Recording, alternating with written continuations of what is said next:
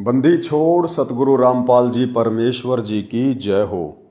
परमपिता परमात्मा सारी सृष्टि के रचनहार, कुल मालिक, असंख्य ब्रह्मांडों के स्वामी, जगत गुरु, तीनों लोकों में प्रवेश करके सबका धारण पोषण करने वाले राजाधिराज, आत्माधार, नाथों के नाथ, देवों के देव महादेव, सर्वेश्वर महेश्वर, मृत्युंजय, अजरो अमर, आदि अनादि सनातनी प्रभु, जगत पिता जगदीश्वर, श्री श्री 1008 की उपाधि के वास्तविक अधिकारी, अकाल मूरत सौद स्वरूपी राम वासुदेव, सर्वगतम ब्रह्म, परम पूज्य, प्रथम पूज्य, परम संत, परम पुरुष, परम धनी, परम दयालु, सत्य कबीर, हक्का कबीर, अल्लाहु कबीर, अल्लाहु अकबर, बाखबर अल्लाह ताला, जगत के तारणहार, जगत के मुक्तिदाता, जगत के जगन्नाथ, हारे के सहारे, हिंदुओं के राम, मुसलमानों के अल्लाह, सिखों के वाहिगुरु, ईसाइयों के मसीह, दया के सागर दयानिधि, करुणा के सागर करुणानिधि,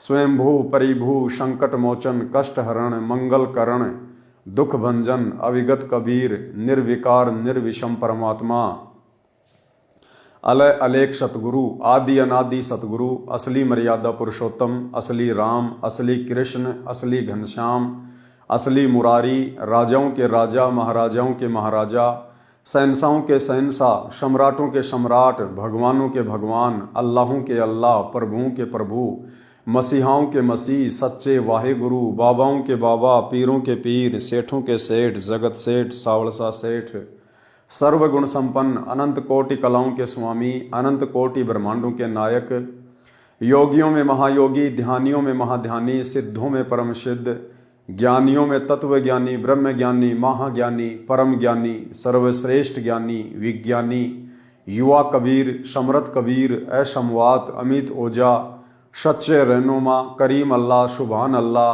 दुनिया के अंतिम पैगंबर, 8 सितंबर 1951 से गांव धनाना, जिला सोनीपत, हरियाणा, भारतवर्ष की पावन भूमि पे प्रकट रियल कल की भगवान श्री नारायण साकार हरि, श्री बाबा साहेब, शब्द स्वरूपी राम, संत शिरोमणि सतगुरु रामपाल जी परमेश्वर जी के चरण कमल में साध संगति से जुड़े हुए देश विदेश से आप और हम सभी सत्सेवक भाई बहनों का अनंत कोटि दंडवत प्रणाम। सत्साई भाई और बहनों, दया पूज्य गुरुदेव भगवान की, सतगुरु रामपाल जी परमेश्वर जी की, जिनके शुभ आशीर्वाद से, विशेष आशीर्वाद से आप और हम सभी सत्सेवक भाई बहन साध संगति से जुड़कर अपनी आत्मा के कल्याण हेतु गुरुदेव के तत्व ज्ञान को आधार बनाकर मोक्ष प्राप्ति के लिए निरंतर सतलोक की ओर बढ़ रहे हैं। भाई और बहनों, पूज्य गुरुदेव जी के कर कमल से लिखित पवित्र ग्रंथ मुक्ति बोध के ऊपर वीडियो बनाने की श्रृंखला जारी है। आज इस श्रृंखला में हमारा ये 23वें नंबर का वीडियो है। प्रत्येक वीडियो में गुरुदेव भगवान के आशीर्वाद से आप और हमें अध्यात्म से संबंधित, भक्ति मार्ग से संबंधित बहुत ही गहरी गहरी जानकारियां और बहुत ही हमारे विश्वास को दृढ़ करने वाली बातें सीखने को, समझने को और सुनने को मिल रही हैं। तो भाई और बहनों, आज के वीडियो की हम शुरुआत करते हैं। पवित्र ग्रंथ मुक्ति बोध, पेज नंबर है 245। यहां आज परमेश्वर ने दुर्भिक्ष यानी अकाल पड़ने का वर्णन किया है। यानी जिस समय आदरणीय गरीबदास जी महाराज जी आए थे, उस समय 1720 में एक भयंकर अकाल पड़ा था और उस अकाल के दौरान जनजीवन कितना अस्त व्यस्त हो गया था। लोगों ने एक रोटी के लिए अपने बच्चे तक बेच डाले थे। कोई जाति पाति और धर्म का चक्कर नहीं रहा। जहां रोटी खाने को मिल जाए लोग टूट पड़ते थे। ना कोई जाति देखता था, ना कोई धर्म देखता था।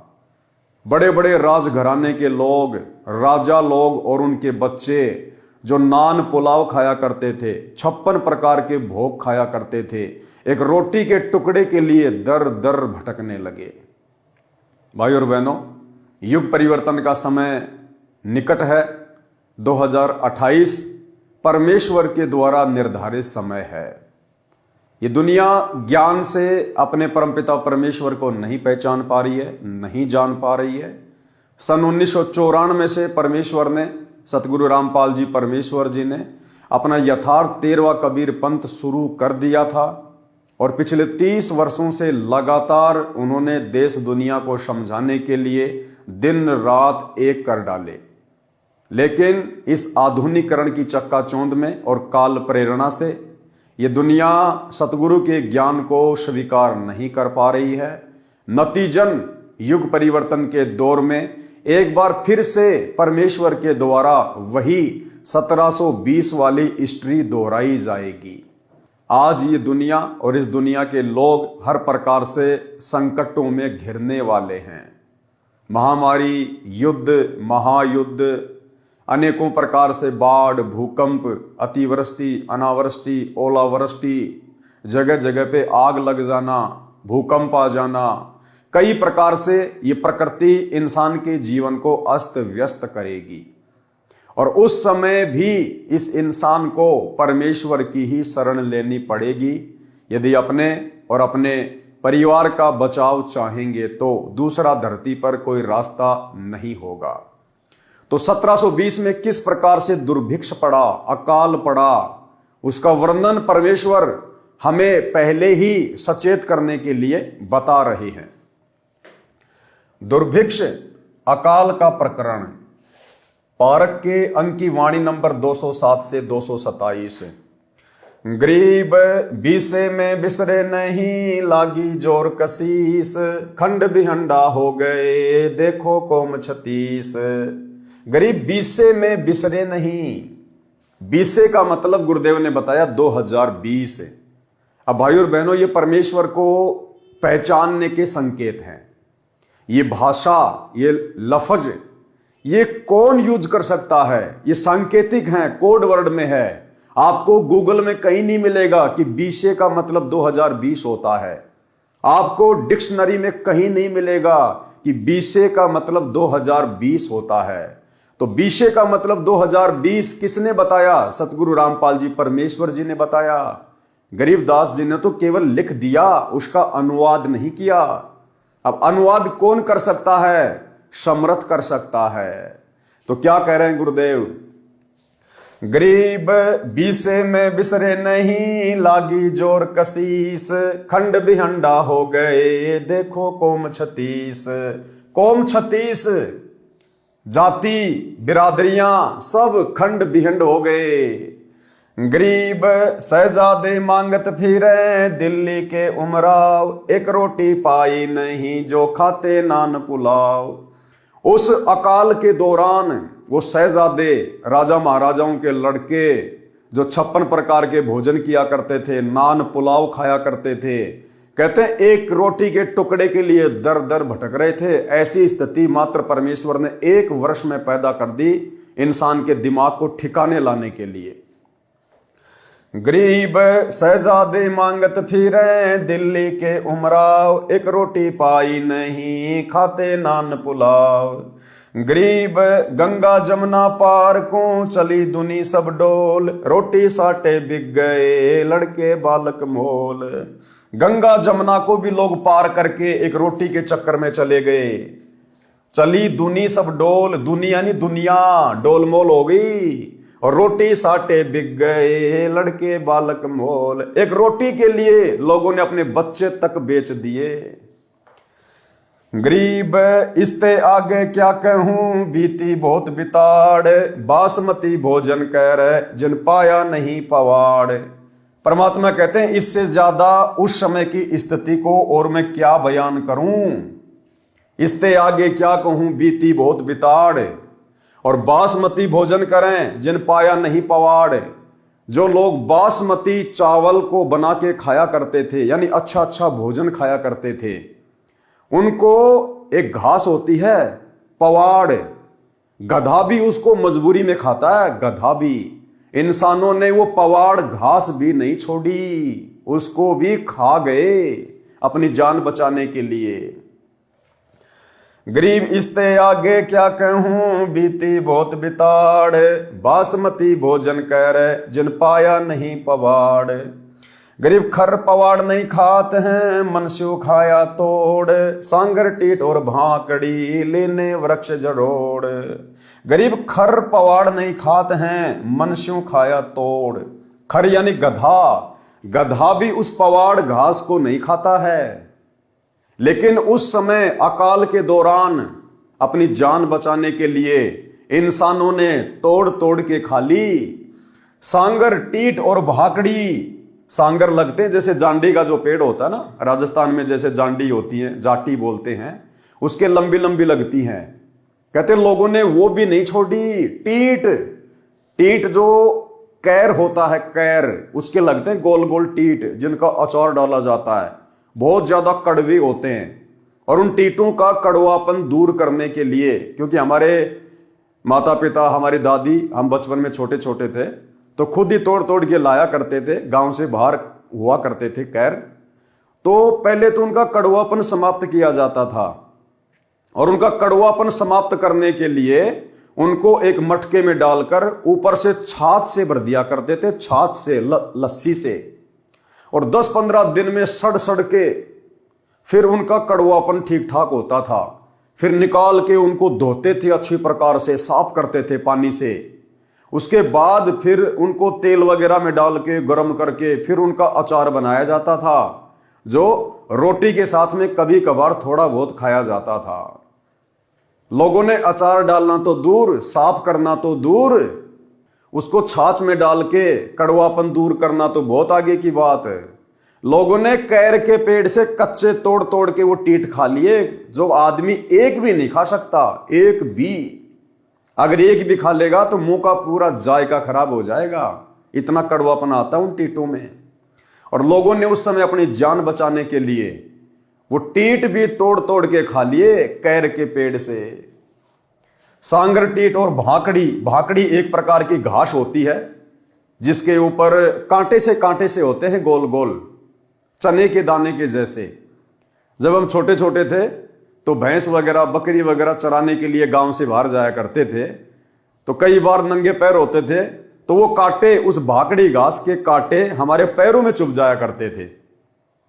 तो लोगों ने वो भाकड़ी जो घास आती है कांटेदार, उसको भी नहीं छोड़ा उस अकाल के दौरान। सांगर, टीट और भाकड़ी लीने वृक्ष जरोड़। पेड़ों के जो पत्ते हैं उनको भी जरोड़ जरोड़ के, तोड़ तोड़ के लोगों ने वो भी खा लिए, वो भी नहीं छोड़े। ऐसा दुर्भिक्ष पड़ा था। गरीब खर पवाड़ नहीं खाते हैं, मुनशो खाया तोड़। सांगर, टीट और भाकड़ी लीने वृक्ष जरोड़। गरीब कड़ा कुहिंद्रा खा गए, जड़ा जोजरू झाड़। इसते आगे क्या कहूं, रही न बोदी बाड़। परमात्मा कहते हैं कड़ा कुहिंद्रा खा गए, जिनको ये बकरियां खाया करती हैं, बकरियां, छोटे छोटे जो जोजड़े होते हैं, लोगों ने उनको भी नहीं छोड़ा। जड़ा जोजरू झाड़ और इसते आगे क्या कहूं, रही न बोदी बाड़। खेतों के चारों तरफ रखवाली के लिए कांटेदार झाड़ियां लगाया करते थे, लोगों ने उसको भी नहीं छोड़ा। कूट कूट के वो भी खा ली। गरीब फजल किया यूं दुख सुण्या, बरसे दीन दयाल। आए इंदर गरज कर, शुबर सर्वस्ताल। उसके बाद लोगों ने भगवान से अर्ज करी, प्रार्थना करी। इंसान को अपनी जब औकात का पता चल जाता है ना, जैसे वर्तमान में परमपिता परमेश्वर सतगुरु रामपाल जी भगवान ने इंसान को थोड़ा सा दिमाग दिया, भक्ति के लिए परमात्मा ने इस विज्ञान को शुरू करवाया। और दुनिया सोच रही है कि हमने अपना दिमाग लगा के इंटरनेट बना लिया, टीवी बना लिया, मोबाइल बना लिए, जहाज बना लिए। दिया है दिमाग परमात्मा ने। अन्यथा द्वापर युग में श्री कृष्ण जी थे, त्रेता में श्री रामचंद्र जी आए थे। क्या उनके समय गर्मी नहीं पड़ती थी या सर्दी नहीं पड़ती थी? क्या उनको आने जाने के लिए गाड़ी की आवश्यकता नहीं थी? रोड भी ढंग के नहीं थे, खड्डे खच्चर जोड़ जोड़ के चला करते थे। क्या उनको अपने रिश्तेदारों से बात करने के लिए मोबाइल की आवश्यकता नहीं थी? क्या उनको गर्मी में एसी या कूलर, पंखे की आवश्यकता नहीं थी? वो एक पंखा भी नहीं बना पाए, 3 लोक के भगवान हैं। तो आज का इंसान उनसे ज्यादा समझदार है क्या, जो इंटरनेट बना लेगा? तो ये सब कुछ परमेश्वर ने वर्तमान में इंसान को दिमाग दिया है, केवल भक्ति में सहयोग के लिए। आज ये चीजें भक्ति में सहयोग हो रही हैं। दास एक जगह से वीडियो बना रहा है, आप सभी भगत भाई बहन लाइव देख रहे घर में बैठे बैठे अपने अपने मोबाइल में इंटरनेट के माध्यम से। एक जगह से दूसरी जगह पर जाने के लिए परमेश्वर ने हमें साधन दिए ताकि हमारे समय की बचत हो। पहले लोग पैदल जाया करते थे या बैलगाड़ी में जाया करते थे। 2 दिन का रास्ता महीनों महीनों में पूरा हुआ करता था।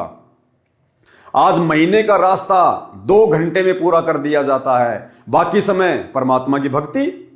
तो परमेश्वर ने भक्ति में सहयोग के लिए इस विज्ञान का सहारा आप और हमें दिया। लेकिन वर्तमान में इंसान आध्यात्म ज्ञान को ना समझकर और विज्ञान को ही सब कुछ मानकर धीरे धीरे अपने पतन की ओर आगे बढ़ रहा है। और यह पतन 2028 युग परिवर्तन के दौर में इस दुनिया को दिखाई देगा। तो भाइयों और बहनों, परमेश्वर ने विज्ञान तो दी थी भक्ति में सहयोग के लिए, लेकिन इंसान ने परमेश्वर को ना पहचान कर अपनी नादानी में इसका दुरुपयोग करना शुरू कर दिया, जिसका नतीजा वर्तमान में सबको देखने को मिलेगा। तो उसके बाद लोगों ने परमात्मा से अर्ज करी, जिसको भी अपना परमात्मा मानते थे, जिसको भी अपना इष्ट मानते थे, लेकिन सुनने वाला तो एकमात्र यही परमात्मा है। उसके बाद परमात्मा ने दया बख्शी। गुरुदेव भगवान ने इंद्र को आदेश दिया, बरसात हुई, धीरे धीरे माहौल ठीक हुआ। गरीब फजल किया, यूं दुख सुना, फजल किया, लोगों ने अरदास करी और उस परमात्मा ने उनका दुख सुना। और बरसे दीन दयाल, आए इंद्र गरज कर, सुबर सरवर ताल। गरीब सातु धात और सातु अन्न, बरसा के माही, मेहर मौज मोला करी, बादल पछाए जाही। गरीब बरसे इंद्र घनघोर कर, उतरया हुक्म हिजूर, खलक मुलक सब आवादान, नाही होत कसूर। गरीब ये 20 की बात है, लग्या 21 ऐन। अब क्या कह रहे हैं परमात्मा कि ऊपर आपको जो बातें बताई है ना अकाल के विषय में, ये तो 20 की बात है, यानी 1720 की बात है। फिर लग्या 21 ऐन, फिर 1721 शुरू हुआ। गरीब ये 20 की बात है, लग्या 21 ऐन, 60 महीना शुभ घड़ी, 7 8 चैन।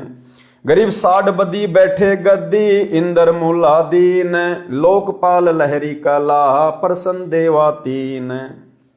गरीब हुकुम अरस्त उतरया, बरसे हरिजन संत, रांडी कह हांडी चढ़ी, बुढ़िया जामे दंत। गरीब 3 4 और 5 मन, हुआ अन उजाल, भीग्या लग्या 110 महीना, यो खाओ कंगाल। फिर खेतों में बढ़िया अनाज होने लगा, लोग पेट भर भर के खाना खाने लगे। गरीब लांडी बूची लाड करी, संतों के प्रताप, सांगर टीट न पावते, इब खावे मूंग और भात। गरीब लांडी बूची लटकती, रोखियों ऊपर रूह, केस वहां ही खुश रहे, इब ओडत है सू। गरीब आने का 10 सेर अन्न, मेहनत याकू दे, पिछले दिन नहीं याद हैं, तौबा करके ले। गरीब 1 आने का शेर अन्न, लेते सब मजूर, देखी 10 गुना बद गया, समझी गधेरे सूर। गरीब जुल्हों ऊपर जुल्म था, मर गए डूम डहाल, कातन को पाया नहीं, पर्याज भी साकाल। गरीब सासू साड़ी माए क्या, बापू पीत बिछो, शकल कबीला तज गए, ऐसा व्याप्या द्रो। परमात्मा कहते हैं उस अकाल के दौरान क्या सासू, क्या साड़ी, क्या माँ, क्या बाप, क्या बेटा, क्या वो परिवार, क्या वो कबीला, सब तितर बितर हो गए। पता नहीं अपनी पेट की भूख शांत करने के लिए कौन कहां कहां भटक रहा था। गरीब ऐसी बीती जगत में, जाने नहीं जिहान, कत्थक चूना लाए कर, अब चाबण लागे पान। कहते हैं संसार में ये काल और ये दुर्गा ऐसे ऐसे तांडव मचाते हैं। गरीब ऐसी बीती जगत में, जाने नहीं जिहान। और वर्तमान में इंसान को थोड़ा बहुत परमात्मा ने सुख क्या दे दिया, उन सब घटनाओं को भूल गया है। इंसान सोचता है वर्तमान में ऐसा नहीं होगा, अकाल तो पहले पड़ा करते थे, भूकंप तो पहले आया करते थे। और कहते हैं अब कत्थक चूना लाए कर, अब चाबण लागे पान। उस समय तो खाने को रोटी नहीं थी और अब बकवाद करने लग गए। फिर अब चूना लगा के, कत्था लगा के और पान खाने लग गई दुनिया, बकवाद करने लग गई, शराब पीने लग गई, मांस खाने लग गई। तो भाई और बहनों, आज ये दुनिया फिर से उसी मुहाने पे खड़ी है। आज फिर से दुनिया ने वही बकवादे करनी शुरू कर दी, परमेश्वर को पहचान नहीं रहे, जान नहीं रहे। तो आने वाले समय में, जो कि बहुत ही थोड़ा समय बच गया है, मुट्ठी भर भी समय नहीं है, मुट्ठी भर का मतलब है 5 उंगलियां हैं ये, इसको कहते हैं मुट्ठी भर। यानी संसार के पास में, दुनिया के पास में 5 वर्ष भी नहीं बचे हैं। 2028 युग परिवर्तन का दौर है, उससे पहले पहले दुनिया को दिन में तारे दिखाई देने लग जाएंगे। गरीब पंडो भारत में बचे, यो राखे जनदास, काल कुचालों में रहे, नहीं खाए खड़घास। परमात्मा कहते हैं जिस समय महाभारत का युद्ध हुआ था, उस समय परमात्मा ने केवल पांडवों की रक्षा की थी, क्योंकि पांडव एक प्रकार से उस समय धर्म के पाले में थे। हालांकि जिस स्तर पर वो थे उसको धर्म नहीं कहा जा सकता, क्योंकि लड़ तो वो भी राज के लिए रहे थे, तो वो कोई धार्मिक लड़ाई थोड़ी थी। लेकिन कौरवों की तुलना में पांडव परमेश्वर की विशेष आत्मा थी, इसलिए परमात्मा ने महाभारत के युद्ध में उस समय पांडवों की रक्षा की। उस समय भी ऐसी हालातें पैदा हो गई थी, पांडवों को वनवास दे दिया गया था 12 वर्ष का। तो कहते हैं पांडवों के सामने ऐसी परिस्थिति पैदा नहीं हुई कि उनको घास खा खा के अपना टाइम पास करना पड़े। परमात्मा ने उनके लिए हर जगह भोजन की व्यवस्था की। किसके लिए? अपनी विशेष आत्माओं के लिए। अब भाई और बहनों, गुरुदेव ने एक सत्संग में बताया कि विशेष आत्मा क्या होती है और कैसे परमात्मा अपनी विशेष आत्माओं की आपत्तियों के समय सहायता करता है। गुरुदेव ने बताया जैसे एक पिता के 4 संतान हैं और 3 हैं वो नालायक हैं, पिता की आज्ञा का पालन नहीं करते, सारे उल्टे काम करते हैं, और एक है वो पिता की आज्ञा में चलता है। तो जब कोई विशेष संकट आएगा तो उस पिता का ध्यान अपने उस आज्ञाकारी बच्चे के ऊपर जाएगा। वो 3 जो नालायक हैं उनके ऊपर पिता विशेष ध्यान नहीं देगा, उनको अपना कर्म ही भोगना पड़ेगा। महाभारत कितना भयंकर युद्ध हुआ, उसमें पांडवों की रक्षा बनी और सब दुनिया मर गई। ऐसे ही परमात्मा ऐसी आपत्तियों में कबीर परमेश्वर के बच्चों को, कबीर परमेश्वर की जो विशेष आत्माओं को, विशेष कौन सी होती हैं, जैसे वैसे तो हम कबीर जी के सभी बच्चे हैं, सभी उसी की आत्मा है। कीड़ी, हाथी, कुंजर, राजा, रंग, महादेव, ब्रह्मा, विष्णु, महेश और हम। विशेष आत्मा वो हैं जो उनकी आज्ञा का पालन करके उनके अनुसार चल रहे हैं। जैसे एक पिता की 5-6 बेटे हैं और 2 पुत्र उसकी आज्ञा का पालन ना करके बकवाद करते हैं, कि तो चोरी करते हैं, कि तो लठ बजाते हैं, कोई झगड़ा करते हैं, तो वो विशेष आत्मा उसके बच्चे नहीं हैं। आत्मा में दुख तो होता है, लेकिन वो उसकी आज्ञा से बाहर जा करके है, तो उन पर विशेष ध्यान ना दे करके पिता उनकी तरफ विशेष ध्यान देता है जो उसकी मर्यादा में चल रहे हैं। और जो दूसरे हैं मर्यादाहीन रहते हैं, उनसे तो पैसे भी छुपा कर रखा कर रास्ते ये निकाल ना ले जाएं। तो ऐसे ही जो परमेश्वर की प्यारी आत्माएं कभी किसी उसके चरणों में रही हैं, उस अक्षेत्र में परमात्मा ने अकाल नहीं गिरने दिया। तो यहाँ उसी के विषय बताते हैं, पंडो भारत में बस। तो आने वाले समय में जब ये आपत्तियां देश और दुनिया में आएंगी, उस समय भाई और बहनों परमात्मा केवल अपनी विशेष आत्माओं के ही साथ रहेंगे, बाकी दुनिया के साथ नहीं रहेंगे। दुनिया के जो जैसा कर्म है वैसा ही उनको फल भोगना पड़ेगा। और वर्तमान में जो सतगुरुदेव भगवान से उपदेश लेकर भक्ति कर रहे हैं, मर्यादा में रह रहे हैं, नेक नीति से अपना कर्म कर रहे हैं, परमेश्वर अपनी इन ही विशेष आत्माओं की उस समय रक्षा करेगा। परमात्मा उनको भूखा नहीं मरने देगा, कहीं से भी उनके लिए परमात्मा अन्न का बंदोबस्त करेगा। और ये तो समर्थ है, धनी है, जगत सेठ है, इस परमेश्वर को तो कुछ भी करने की जरूरत नहीं है, इनके तो संकेतों से सब कुछ होता है। अगर हमारे घर में उस समय 2 दाने होंगे, सुबह मटका भरा हुआ मिलेगा, मटका भरा हुआ। सुनिए गुरुदेव के मुख कमल से। फिर भगवान व्यवस्था करेगा। आपके घर में 2 दाने होंगे, तड़के भरा पाओगा मटका, पिप्पा भरा पाओगा आटे का, इस तरह कर देगा दाता आपके लिए। लेकिन भक्ति करवाने के लिए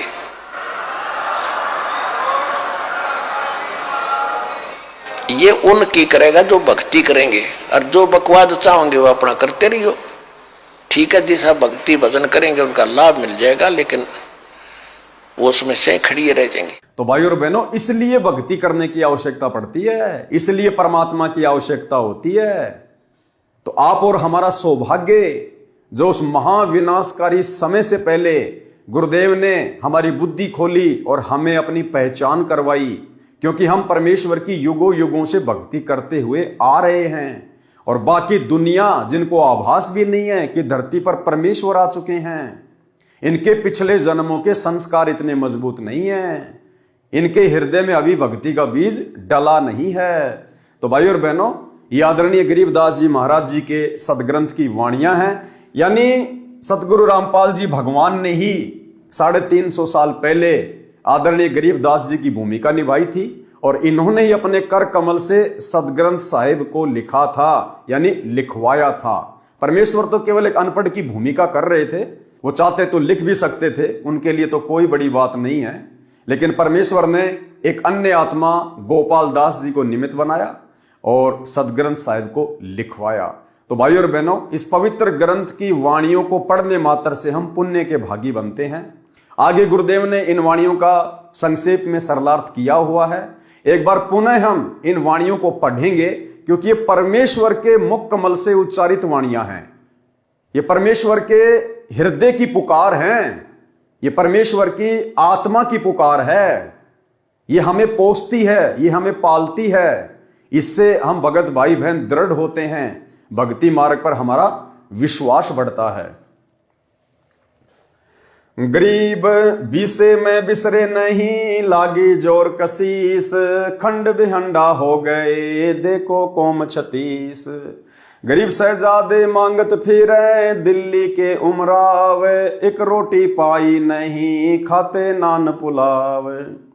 गरीब गंगा जमुना पार को चली दुनी सब डोल, रोटी साटे बिक गए लड़के बालक मोल। गरीब इसते आगे क्या कहूँ बीती बहुत बिताड़, बासमती भोजन कर जिन पाया नहीं पवाड़। गरीब खर पवाड़ नहीं खात हैं मनस्यों खाया तोड़, सांगर टीट और भाकड़ी लीने वृक्ष जरोड़। गरीब कड़ा कुहिंद्रा खा गए झड़ा झोजरू झाड़, इसते आगे क्या कहूँ रही न बोधी बाड़। गरीब फजल की आयु दुख सुण्या बरसे दीन दयाल, आए इंद्र गरज कर सुबर सरबर ताल। गरीब सातु धातुर सातु अन्न बरसा के माही, मेर मौज मोला करी बादल पछाए जाही। गरीब बरसे इंदर गनगोर कर उतरया हुक्म हिजूर, खलक मुलक सब आवादान ना नहीं होत कसूर। गरीब ये बीसे की बात है लग्या 21 ऐन, 60 महीना शुभ घड़ी सातों आठों चैन। गरीब 60 बदी बैठे गद्दी इंदर मुलालीन, लोकपाल लहरी कला प्रसन्न देवातीन। गरीब हुकुम अरस्त उतरया बरसे हरिजन संत, रांडी कै हांडी चढ़ी बुढ़िया जामे दंत। गरीब 3, 4 और 5 मण हुआ अन्न उजाल, भीग्या लग्या 110 महीना यो खाओ कंगाल। गरीब लांडी बूची लाड करी संतों के प्रताप, सांगर टेट न पावते इब खावे मूंग और भात। गरीब लांडी बूची लटकती रुखों ऊपर रू, केस वहाई खुशी रहे इब ओडत है सू। गरीब आने का 10 शेर अन्न मिन्नतियां को दे, पिछले दिन नहीं याद हैं तौबा करके ले। गरीब 1 आने का शेर अन्न लेते सब मजूर, देखी 10 गुना बद गया समझी गदरे सूर। गरीब जुल्हों पर जुल्म था मर गए डूम डहाल, कातण को पाया नहीं पर्याज भी साकाल। गरीब सासू साड़ी माए क्या बापू पूत बिछो है, सकल कबीला तज गए ऐसा व्याप्या द्रोह। गरीब ऐसी बीती जगत में जाने नहीं जिहान, कथुर चुना लाए कर अब चाबन लागे पान। गरीब पंडो भारत में बचे यो राखे जनदास, काल कुचालू में रहे नहीं खाए खड़ घास। सरलार्थ, इन वाणियों में दुर्भिक्ष का वर्णन है। विक्रमी संवत 1720 में अकाल पड़ा था, बारिश नहीं हुई, उस समय नहरें नहीं थी, सिंचाई का एकमात्र साधन वर्षा थी जो हुई नहीं, जिस कारण से अकाल गिरा, जनता भूखी प्यासी मरने लगी। संत गरीबदास जी ने बताया है कि उस दुर्भिक्ष के कारण 36 जाति के व्यक्ति बर्बाद अर्थात नष्ट हो गए। जो जाति विशेष में जन्मे थे, यानी जैसे ब्राह्मण, ठाकुर लोग, राजपूत लोग अपने को सर्वोच्च जाति का मानकर घमंड करते थे, वे जाति बताना भूल गए। अपनी भूख शांत करने के लिए, जान बचाने के लिए ब्राह्मण, ठाकुर, राजपूत चमारों के घर पर रोटी मांगते थे। अपनी जाति वाति बताना सब भूल गए। जो पहले एक दूसरे से इतनी नफरत किया करते थे, अपने आप को सर्वोच्च माना करते थे, अपने को सर्वोच्च जाति का मानकर घमंड करते थे, वे जाति बताना भूल गए। भूख से बेहाल थे, सर्व प्राणी त्राही त्राही कर रहे थे। जो दिल्ली में रहने वाले शहजादे अर्थात राजघराने के व्यक्ति भूख के कारण दर दर भटक कर मांग मांग कर रोटी खा रहे थे। जो दिल्ली के उमराव अर्थात राजवंश के लोग नान पुलाव खाते थे, उस समय रोटी को तरस रहे थे, रोटी को। गंगा दरिया तथा यमुना दरिया की दूसरी ओर लोग भोजन के लिए चले गए, रोटियों के लिए अपने बच्चे भी बेच दिए। और क्या बताऊं, बहुत त्रास भोगी। जो बासमती चावल पकाकर मजे से खाते थे, उनको पवाड़ घास भी खाने को नहीं मिला, क्योंकि व्यक्तियों ने वह भी खा लिया था। पवाड़ घास को गधे भी नहीं खाते, आदमियों ने तोड़ तोड़ कर खाया। इसके अतिरिक्त जांडी के पेड़ के फल, सांगर, सिंगरे, कैर, झाड़ से टींट और कांटेदार भाकड़ी कूट कर खाई। वृक्ष के पत्ते जरोड़ कर यानी खींच खींच कर तोड़ कर खा गए। अन्य घास जैसे कुंदरा, जोजरू झाड़ को खा गए। इससे आगे और क्या बताऊं, उस दुर्भिक्ष में कांटेदार झाड़ियों की बाड़ जो खेत की रक्षा के लिए लगाई हुई थी, जो बोदी यानी कमजोर पुरानी गली हुई थी, बाड़ भी कूट कूट कर खानी पड़ी। ऐसी दुर्गति आदमियों की हुई थी। हाहाकार मचा, परमात्मा ने पुकार सुनी, इंद्र को आदेश दिया बारिश करने का। बारिश हुई, बादल गरज गरज कर बरसने लगे, तालाब खेत पानी से पूर्ण रूप से भर गए, अच्छी फसल हुई, दुर्भिक्ष का संकट टल गया।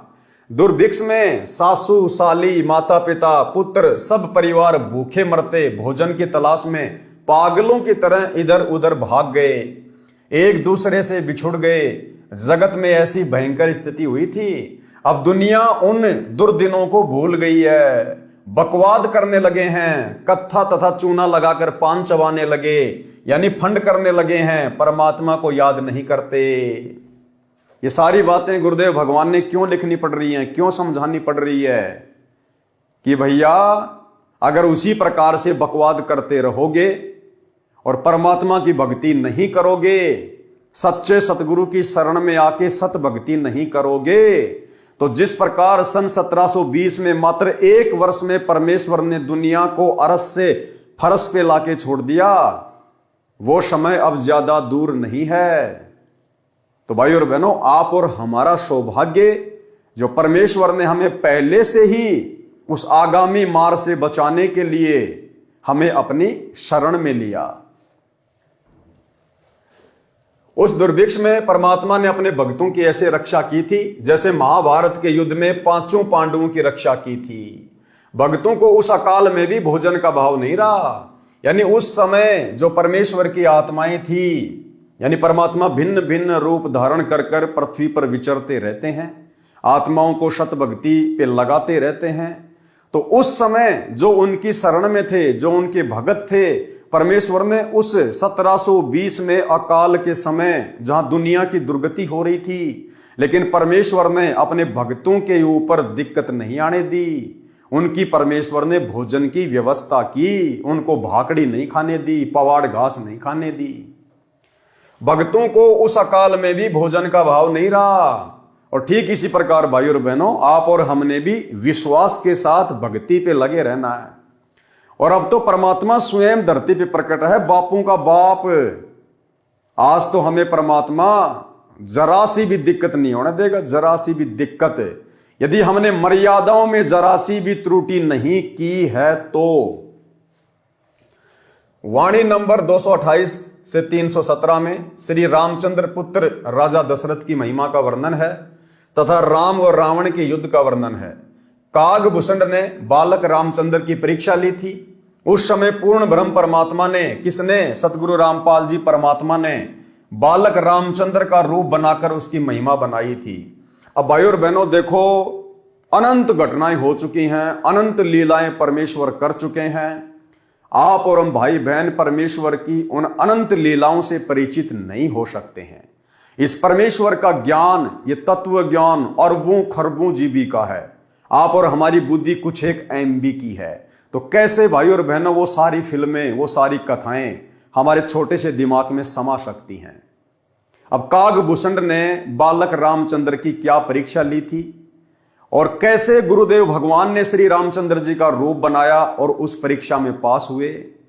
अब भाई और बहनों, ये कथाएं आने वाले समय में जब पूज्य गुरुदेव भगवान अपने मिशन को पूरा करके हिसार जेल से बाहर आएंगे, उस समय भाई और बहनों जितने दिन परमात्मा पृथ्वी पर रहेंगे, लीला करेंगे, परमेश्वर हमें आदरणीय गरीबदास जी महाराज जी के सदग्रंथ साहिब से उन्हीं सब कथाओं का जिक्र करेंगे। तो वर्तमान में दास ने गुरुदेव के सत्संगों में इस कथा को नहीं सुना है, क्योंकि गुरुदेव के लाखों सत्संग है, हम सारे सत्संग नहीं सुन सकते हैं। तो अभी तक दास तो नहीं सुन पाया है, इसलिए आप लोगों के सामने वो क्या कथा है उसका जिक्र नहीं कर सकता। तो ये हम परमेश्वर के ऊपर छोड़ते हैं। कागभूषण ने बालक रामचंद्र की परीक्षा ली थी। उस समय पूर्ण ब्रह्म परमात्मा ने बालक रामचंद्र का रूप बनाकर उनकी महिमा बनाई थी। फिर जीवन भर उसकी पूर्व जन्मों की भक्ति के कारण रक्षा की। नारद के अभिमान को भंग किया था, उसका भी वर्णन है। इसका वर्णन पहले कर दिया है। यानी नारद जी तपस्या करने के लिए वन में चले गए थे। 12 वर्ष उन्होंने साधना की और कहा कि मैंने कामदेव के ऊपर, विषय वासनाओं के ऊपर विजय प्राप्त कर ली। उसको अहंकार हो गया था। तो किस प्रकार से परमात्मा ने विष्णु में प्रेरणा करके और नारद के अभिमान को फिर तोड़ा था। रावण के अभिमान के कारण उसका कुल नाश हुआ। सत्य साधना न करके, तमगुण शंकर की भक्ति करके, धन दौलत तथा चमत्कारी शक्ति प्राप्त करके जीवन नष्ट कर दिया। वाणी नंबर 239। गरीब बैरागर की खान को जो कोई लेवे चाही, बिना धनी की बंदगी नगर लगो तिस बाही। सरलार्थ, यदि कोई बैरागर यानी हीरे की खान की इच्छा रखता है, भक्ति पूर्ण परमात्मा की नहीं करता है, उस नगर को आग लगे। जो मांस खाते हैं, शराब पीते हैं, वे तो मनुष्य दिखाई देते हैं, वे तो पशु हैं।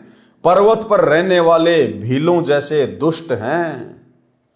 वाणी नंबर 244 से 245 में बताया है कि रावण एक समय में 100 जोटों का यानी 100 भैंसों का मांस खाता था। उसके घर पर नौजवान स्त्री मंदोदरी थी, फिर भी सीता की इच्छा रखता था, जो उसके विनाश का कारण बना।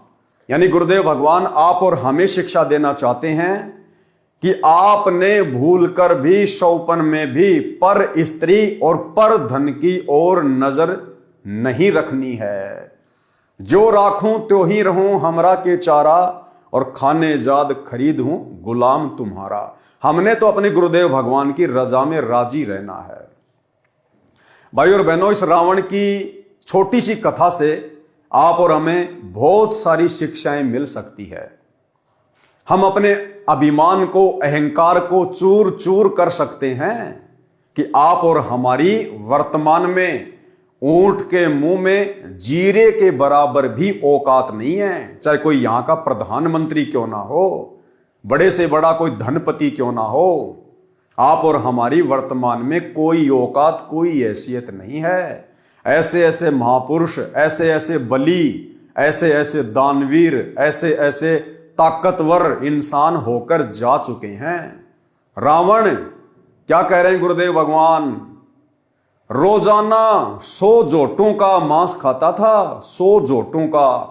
यह रावण की खुराक थी। इसके अलावा सब्जी रोटी अलग है, छाछ दूध दही अलग है। 100 जोटों का मांस, और उस समय के जोटे भी कितने बड़े बड़े होंगे, हाथी से भी बड़े बड़े। तो सोचिए रावण कितना बलवान होगा। गुरुदेव ने बताया कि रावण की हाइट 150 फुट की हाइट थी, 150 फुट की। और शरीर फिर कितना हट्टा कट्टा होगा, जो रोजाना 100 जोटों का मांस खाता था। उस समय के जोटे वर्तमान के हाथी से भी बड़े बड़े। तो सोचिए वर्तमान में कोई 5 फुट का, कोई 6 फुट का, बड़े से बड़ा कोई 7 फुट का इंसान, पता नहीं अपने आप को क्या मान बैठता है। थोड़ा बहुत किसी का शरीर ठीक ठाक होता है, जिम जाम करने लग जाता है, पहलवानी करने लग जाता है, पता नहीं अपने आप को भीम समझने लग जाता है। परमात्मा कहते हैं ये उदाहरण है अभिमान को तोड़ने के लिए, अहंकार को तोड़ने के लिए। आज 1 किलो खाना नहीं खा सकता इंसान एक टाइम में, और रावण एक समय 100 जोटों का मांस खाया करता था, 100 जोटों का। और आगे देखना भाई और बहनों, वाणी नंबर 244-245 में बताया है कि रावण एक समय में 100 जोटों का नर भैंसों का मांस खाता था। उसके घर पर नौजवान स्त्री मंदोदरी थी, फिर भी सीता की इच्छा रखता था, जो उसके विनाश का कारण बना। यदि हम भगत भाई बहन भी यदि पर स्त्री की तरफ कुदृष्टि रखेंगे, कुनजर रखेंगे, तो आप और हमारी भी यही दुर्गति होगी जो रावण की हुई। अरे रावण भी तो परमात्मा की आत्मा थी, और गुरुदेव ने एक सत्संग में बताया कि रावण की आत्मा भी कभी कबीर परमात्मा सतगुरु रामपाल जी भगवान की शरण में रह चुकी थी, लेकिन भक्ति मार्ग पर टिका नहीं। और देखो फिर काल ने उसी परमात्मा के विरुद्ध रावण को खड़ा कर दिया। परमात्मा के विरुद्ध खड़ा करने का मतलब है सत्य के विरुद्ध अहंकार से भरकर रावण को खड़ा कर दिया। और रामचंद्र रूप बनाकर रामचंद्र जी की पुकार पर इस कबीर परमेश्वर सतगुरु रामपाल जी भगवान ने फिर उस रावण का नाभि में तीर मारकर वध करना पड़ा। रावण का भाई कुंभकर्ण, पुत्र मेघनाथ आदि आदि अनेकों जोटों का मांस खाते थे। रावण ने 33 करोड़ देवताओं को अपनी कैद में बांधकर डाल रखा था। कितना सिद्धि युक्त था, कितना बलवान था। वाणी नंबर 246 से 256 तक रावण राजा की सेना का वर्णन है। अब रावण की सेना का वर्णन है, रावण के नौकरों का, चाकरों का वर्णन। वाणी नंबर 246 से 256 तक रावण राजा की सेना का वर्णन है। वाणी नंबर 25 में रावण के अंग रक्षकों की संख्या बताई है। अंग रक्षक, बॉडीगार्ड 100 करोड़। 100 करोड़ मतलब 1 अरब। 100 करोड़ सेना तो रावण की गद्दी तथा घर के चारों ओर रखवाली करती थी। अब सोचिए भाई और बहनों, वर्तमान का कोई प्रधानमंत्री है, कोई राष्ट्रपति है, Z+ सिक्योरिटी लेके घूमता है, जिसमें 10-15 उसके बॉडीगार्ड होते हैं, 100 मान लो ज्यादा से ज्यादा, और पता नहीं क्या समझता है अपने आप को। रावण 100 करोड़ उसके बॉडीगार्ड थे, 100 करोड़। अब सोचो बाकी सेना कितनी होगी उसके पास में। जिस व्यक्ति के राजघराने के चारों तरफ और जिसकी सिंहासन यानी उसकी जो गद्दी थी जहां वो बैठा करता था, सिंहासन लगाया करता था, सिंहासन और राजघराने यानी उसके महल के चारों तरफ सिक्योरिटी के लिए 100 करोड़ सैनिक थे, 100 करोड़। तो आज के इंसान की क्या औकात है उसकी तुलना में। और आगे देखना भाई और बहनों, आगे देखना, अगर वास्तव में कोई भक्ति बीज होगा, परमात्मा की विशेष अधिकारी आत्मा होगी, वो इन उदाहरणों को देखकर कभी शौपन में भी घमंड नहीं करेगा, ना अपने धन का, ना अपने शरीर का, ना अपने बेटा बेटी का, और ना अपनी पद पोस्ट का। पारक के अंक की वाणी नंबर 258 से 259। गरीब जो जन चार आकाश में, जहां रावण की सेज, ता रानी नौजो बनी हरदम रहे उमेज। गरीब एक सवामण कंदरप, रज बीरज ढलकंत, नौजोबनी से जब रावण भोग करंत। ये दोनों लाइनें कितनी गहरी हैं। सबसे पहले परमात्मा ऊपर वाली लाइन का सरलार्थ कर रहे हैं। गरीब योजन चार आकाश में, जहां रावण की सेज। सरलार्थ, लंका के राजा रावण के महल की सबसे ऊपर की मंजिल 4 योजन थी। रावण का जो महल था वो 4 योजन ऊंचा था। और गुरुदेव ने बताया 1 योजन में 12 किलोमीटर होते हैं, तो 12 चौका 48, 48 किलोमीटर ऊंचा रावण का महल था। भाई जिसकी 150 फुट की हाइट है तो भला उसका 48 किलोमीटर क्यों नहीं होगा। और भाई उस समय तो सब कुछ सिद्धियों से काम होता था।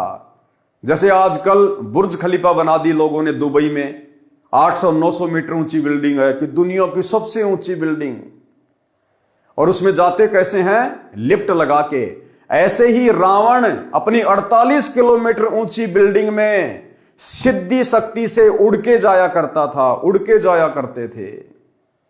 तो बताओ भाई और बहनों, वर्तमान के इंजीनियर तो कहीं भी नहीं टिकते। ऐसे ऐसे इंजीनियर हो चुके हैं इस धरती के ऊपर। आज 1 किलोमीटर ऊंची बिल्डिंग बना दी, बुर्ज खलीफा। पता नहीं अपने आप को इंसान क्या समझने लग रहा, हमने क्या बना लिया। रावण जैसे 48 किलोमीटर ऊंचे महल बना के चले गए, आज उनका नामो निशान भी नहीं है। तो क्या औकात है आज के इंसान की? किस बात पे घमंड करेगा आज का इंसान? लंका के राजा रावण के महल की सबसे ऊपर की मंजिल 4 योजन, 1 योजन 12 किलोमीटर का होता है, इतनी ऊंची थी। और आजकल कोई भगत भाई बहन अगर 2 मंजिल बना लेता है, 3 मंजिल बना लेता है, फूला नहीं समाता, रात को सपने भी आते हैं किराएदार आ गया, 12,000 महीने के दे रहा है, बढ़िया रसोई का काम चल रहा है। परमात्मा कहते हैं घर तो 3.5 हाथ, गणा तो पूर्ण 4, और इससे अधिक जो चाहता उसको नहीं विचार। साईं इतना दीजिए जिसमें कुटुंब समाओ, हम भी भूखे ना रहे साधु ना भूखा जाए। हम भगत भाई बहनों ने केवल अपनी भक्ति को सफल करने के लिए, और जितनी वस्तुओं की हमें आवश्यकता है कम से कम, केवल हमने उतनी ही वस्तुओं का संग्रह करना है। और बार बार हमने गुरुदेव भगवान से डिमांड नहीं करनी, अर्ज नहीं करनी, प्रार्थना नहीं करनी। बारंबार गुरुदेव से प्रार्थना करना भी काल का भयंकर जाल है। यदि आप सांसारिक वस्तुओं के लिए, भौतिक वस्तुओं के लिए, बेटा बेटी की पढ़ाई के लिए, नौकरी के लिए, इंटरव्यू के लिए, मकान बनाने के लिए, यदि आप बारंबार गुरुदेव भगवान से अर्ज करते हैं, प्रार्थना करते हैं, तो भाई और बहनों परमात्मा ने बताया तुम अपना सत्यानाश कर रहे हो। अगर तुम्हें परमात्मा देगा तो तुम्हारी भक्ति से देगा, तेल तो तिलों से निकलेगा। मांग लो ये तो दे देगा, दाता है, दाता एक राम, भिखारी सारी दुनिया। लेकिन तुम्हें देगा तुम्हारी भक्ति के प्रतिफल में। अब आप यहाँ आते हो तो कोई तो रोग से दुखी है, कोई कर्जे से दुखी है, कोई अन्य, कोई पुत्री के साथ कोई गलत घटना घट रही है, भाई कोई किसी केस से पीड़ित है, कोई किसी कारण से। और जो भी ज्ञान और भक्ति दी जाती है आपकी वहीं नष्ट हो जाती है, क्योंकि आप भक्ति करते हो, फिर 36 आपके ऊपर आपदाएं हैं, उनसे पर अर्जी लगाते हुए भगवान ने हो जाती, वो आपकी साथ साथ खत्म होती है। और जो भी ज्ञान और भक्ति दी जाती है आपकी वहीं नष्ट हो जाती है, क्योंकि आप भक्ति करते हो, फिर 36 आपके ऊपर आपदाएं हैं, उनसे पर अर्जी लगाते हुए भगवान ने हो जाती, वो आपकी साथ साथ खत्म होती है। और जो भी ज्ञान और भक्ति दी जाती है आपकी वहीं नष्ट हो जाती है, क्योंकि आप भक्ति करते हो, फिर 36 आपके ऊपर आपदाएं हैं, उनसे पर अर्जी लगाते हुए भगवान ने हो जाती, वो आपकी साथ साथ खत्म होती है। तो परमात्मा आपको कैसे ठीक करेगा? एक बार किसी के ओठ का चोट लगी, ओठ के, और किसी ने दवाई बता दी कि इसके होठ का हलवा बना के बांध दो, अब थोड़ा सा हलवा बनाया 10-20 ग्राम देसी घी का, उसके होठ पर रख दिया। होठ पर रखते हो भीतर कर गया, भूखा था। उसने फिर दरिया, वो फिर खा गया। एक समझदार से ने बताया कि अच्छा बना दो, और पहले इसने भीतर से भरो, जब होठ पर टटेगा अंदर से फुल करो इसको जब टेकने देगा ये होठ पे। तो पहले ई परमात्मा पहले आपको अंदर से भरेंगे, और जब इस औषधि ने होठ पे टेकने दोगे आप जब आप ऊपर चालन की सोचोगे।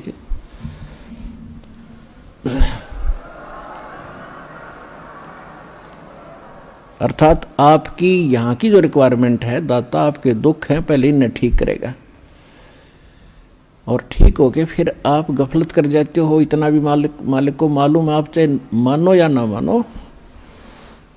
अब कई भक्त कहते हैं जी कति और तो सारा ठीक हो गया, थोड़ा सा कोई बताते हैं सब दुख रह गया। वहाँ यो तो रखना पड़ेगा भगवान ने, यो तो जान कर रख रखा ना, तुम फिर अंडी पाक जाओगे।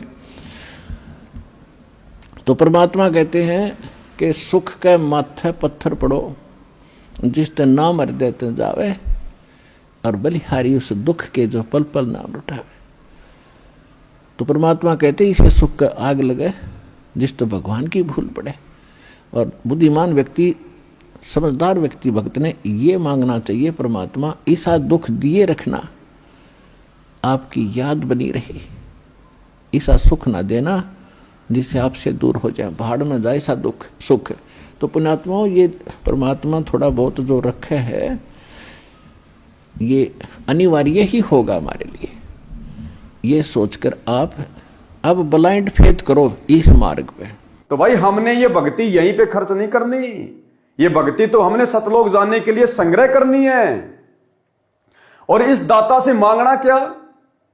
अरे जो सब कुछ जानता है, जो अंतर्यामी है, जो तीनों लोकों में प्रवेश करके सबका पालन पोषण कर रहा है, ऐसे समर्थ सांवरिया सेठ से मांगा थोड़ी जाता है। अरे मांगा तो उससे जाता है जिसको पता नहीं होता। हमारे गुरुदेव को तो बताने की जरूरत नहीं है, ये तो घट घट के वासी हैं, कण कण के वासी हैं। अगर हम इनकी सतभक्ति कर रहे हैं, इनकी शरण में हैं, मर्यादा में हैं, समय से पहले परमात्मा आवश्यक वस्तु आप और हमारे सामने खड़ी कर देगा। फिर भला ऐसे समर्थ सतगुरुदेव भगवान से मांगने की क्या जरूरत? और मांगने के लिए परमात्मा ने क्या बताया कि भैया मांगना है तो भक्ति मांगो, भक्ति मर्यादा मांगो। मांगना भी गुरुदेव ने सिखाया आदरणीय धर्मदास जी के एक शब्द के माध्यम से। भक्ति दान गुरु दीजियो देवन के देवा हो, भक्ति दान गुरु दीजियो देवन के देवा हो। जन्म पाया भूलूं नहीं करहूं पद सेवा हो, जन्म पाया भूलूं नहीं करहूं पद सेवा हो। तीर्थ व्रत मैं नहीं करूं ना मंदिर पूजा हो, तीर्थ व्रत मैं नहीं करूं ना देवल पूजा हो। मनसा वाचा कर मना मोहे और न दूजा हो, मनसा वाचा कर मना मोहे और न दूजा हो। भक्ति दान गुरु दीजियो देवन के देवा हो, भक्ति दान गुरु दीजियो देवन के देवा हो। जन्म पाया भूलों नहीं करहूं पद सेवा हो। सुख संपत्ति परिवार धन और सुंदर नारी हो, सुख संपत्ति परिवार धन और सुंदर नारी हो। सुपने में इच्छा नहीं करूं गुरुआन तुम्हारी हो, सपने में इच्छा नहीं करूं गुरुआन तुम्हारी हो। भक्ति दान गुरु दीजियो देवन के देवा हो, भक्ति दान गुरु दीजियो देवन के देवा हो। जन्म पाया भूलो नहीं, करहूँ पद सेवा हो। अष्ट सिद्धि और नौ निधि बैकुंठ का बासा हो। अष्ट सिद्धि और नौ निधि बैकुंठ का वासा हो। सो मैं तुमसे न मांगता, सब थोथरी आशा हो। सो मैं तुमसे न मांगता, सब थोथरी आशा हो। भक्ति दान गुरु दीजियो, देवन के देवा हो। भक्ति दान गुरु दीजियो, देवन के देवा हो। जन्म पाया भूलो नहीं, करहूँ पद सेवा हो। तो यदि हमने कुछ मांगना भी है अपने परमेश्वर से, अपने महबूब से, अपने गुरुदेव भगवान से, तो गुरुदेव ने बताया कि बच्चों तुम क्या मांगोगे? तुम रावण से ज्यादा यहां पर वैभवशाली नहीं हो सकते, भौतिक सुख सुविधाओं से लैस नहीं हो सकते। जिसकी 48 किलोमीटर ऊंची मंजिल थी, सिद्धि शक्ति से उड़ के जाया करता था, और 48 किलोमीटर ऊंचा महल पूरा का पूरा सोने का, गारियां भी सोने की, ईंटें भी सोने की। क्या हम उस रावण से ज्यादा वैभवशाली यहां हो सकते हैं? 1 लाख पूत 1.25 लाख नाती, उस रावण के आज घर में कोई दीवा ना बाती। 1 लाख जिसका उसका कोई वंश भी नहीं आज धरती पर। तो बताओ फिर हम क्या मांगे परमात्मा से? क्या मांगे? वो रावण अपने साथ में सुई की नोक नहीं लेकर जा सका, हम क्या ले जाएंगे? तो परमात्मा कहते हैं भक्ति मांगो, भक्ति से बड़ा कोई धन नहीं है। कबीरा सब जग निर्धना, धनवंता ना कोई, और धनवंता सोई जानिए, जिसके पास राम नाम धन होए। कौन से राम का? सतगुरु रामपाल जी परमेश्वर जी का शतनाम, सारनाम, प्रथम नाम, इनकी भक्ति, इससे बड़ा दुनिया में कोई धन नहीं है। बाकी सब धन नश्वर हैं, खंड खंड हो जाएंगे, लेकिन ये भक्ति धन कभी भी नष्ट नहीं होता, हमें शतलोक में पहुंचा देगा। तो गुरुदेव ने बताया अगर कुछ मांगना भी है तो भक्ति मांगो। जय तन चाहिए राजपाट, तो धर ले ध्यान हमारा।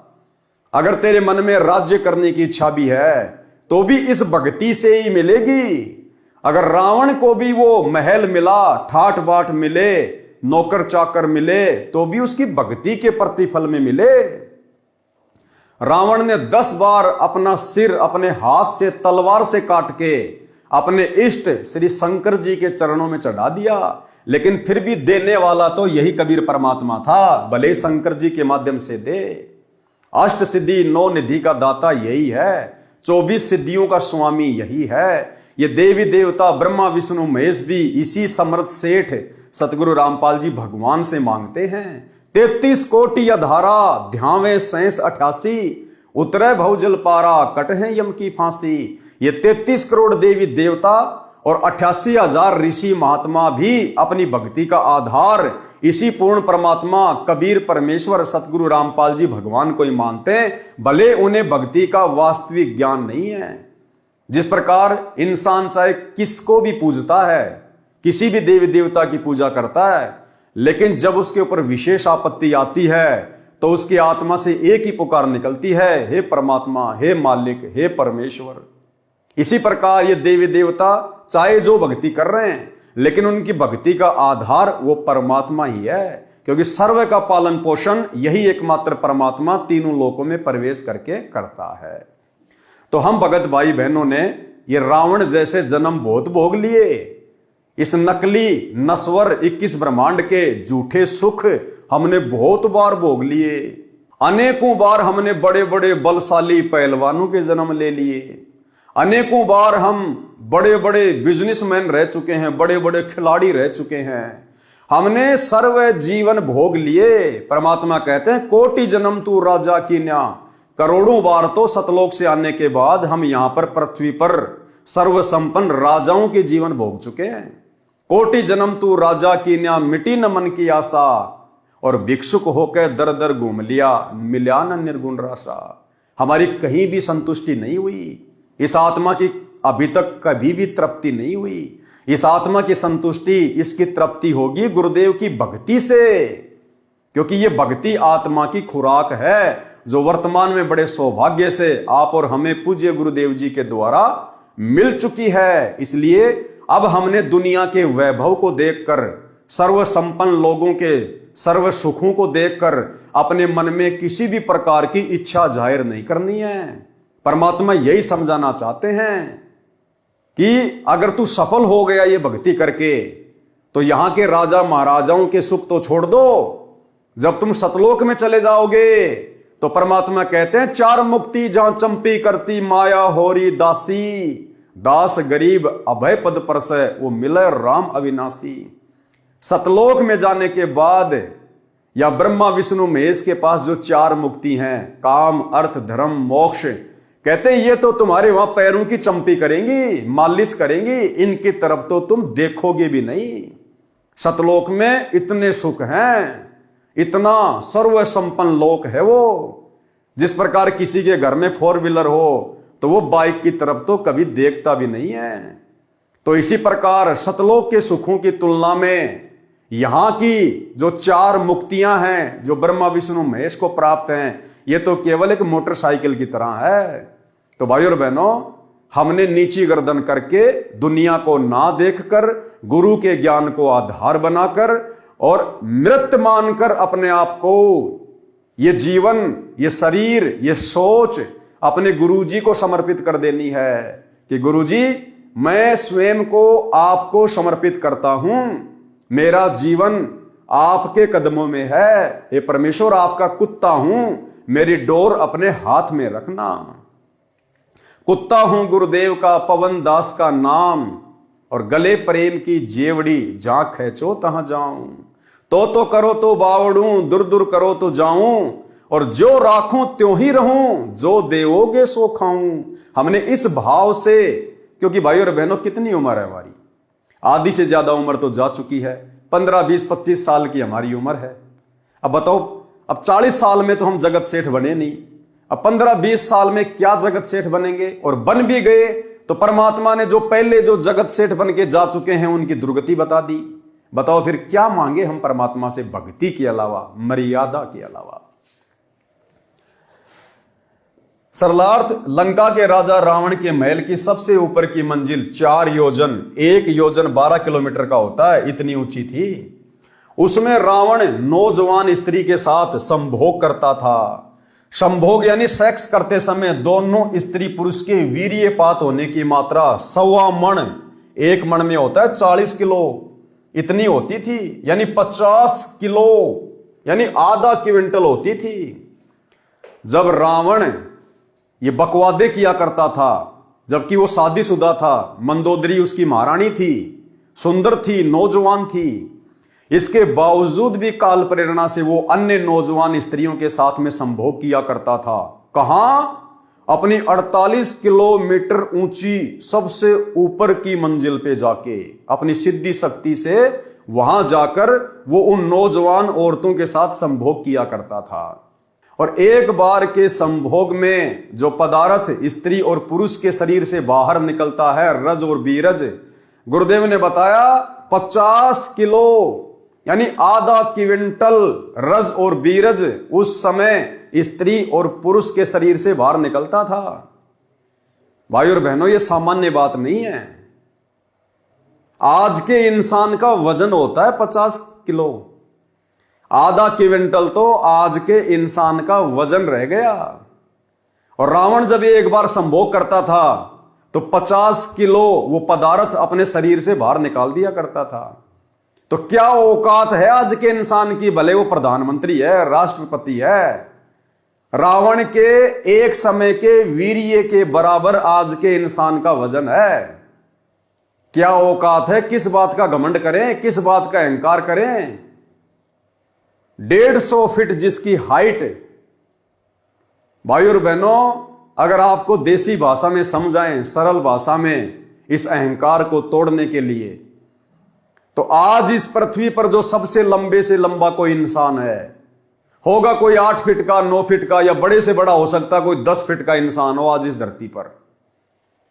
भाई और बहनों, 10 फीट लंबे तो रावण के गुप्तांग के बाल थे, बाल। अब सोचो भाई और बहनों, विचार करो इन बातों पर अपने अहंकार को तोड़ने के लिए।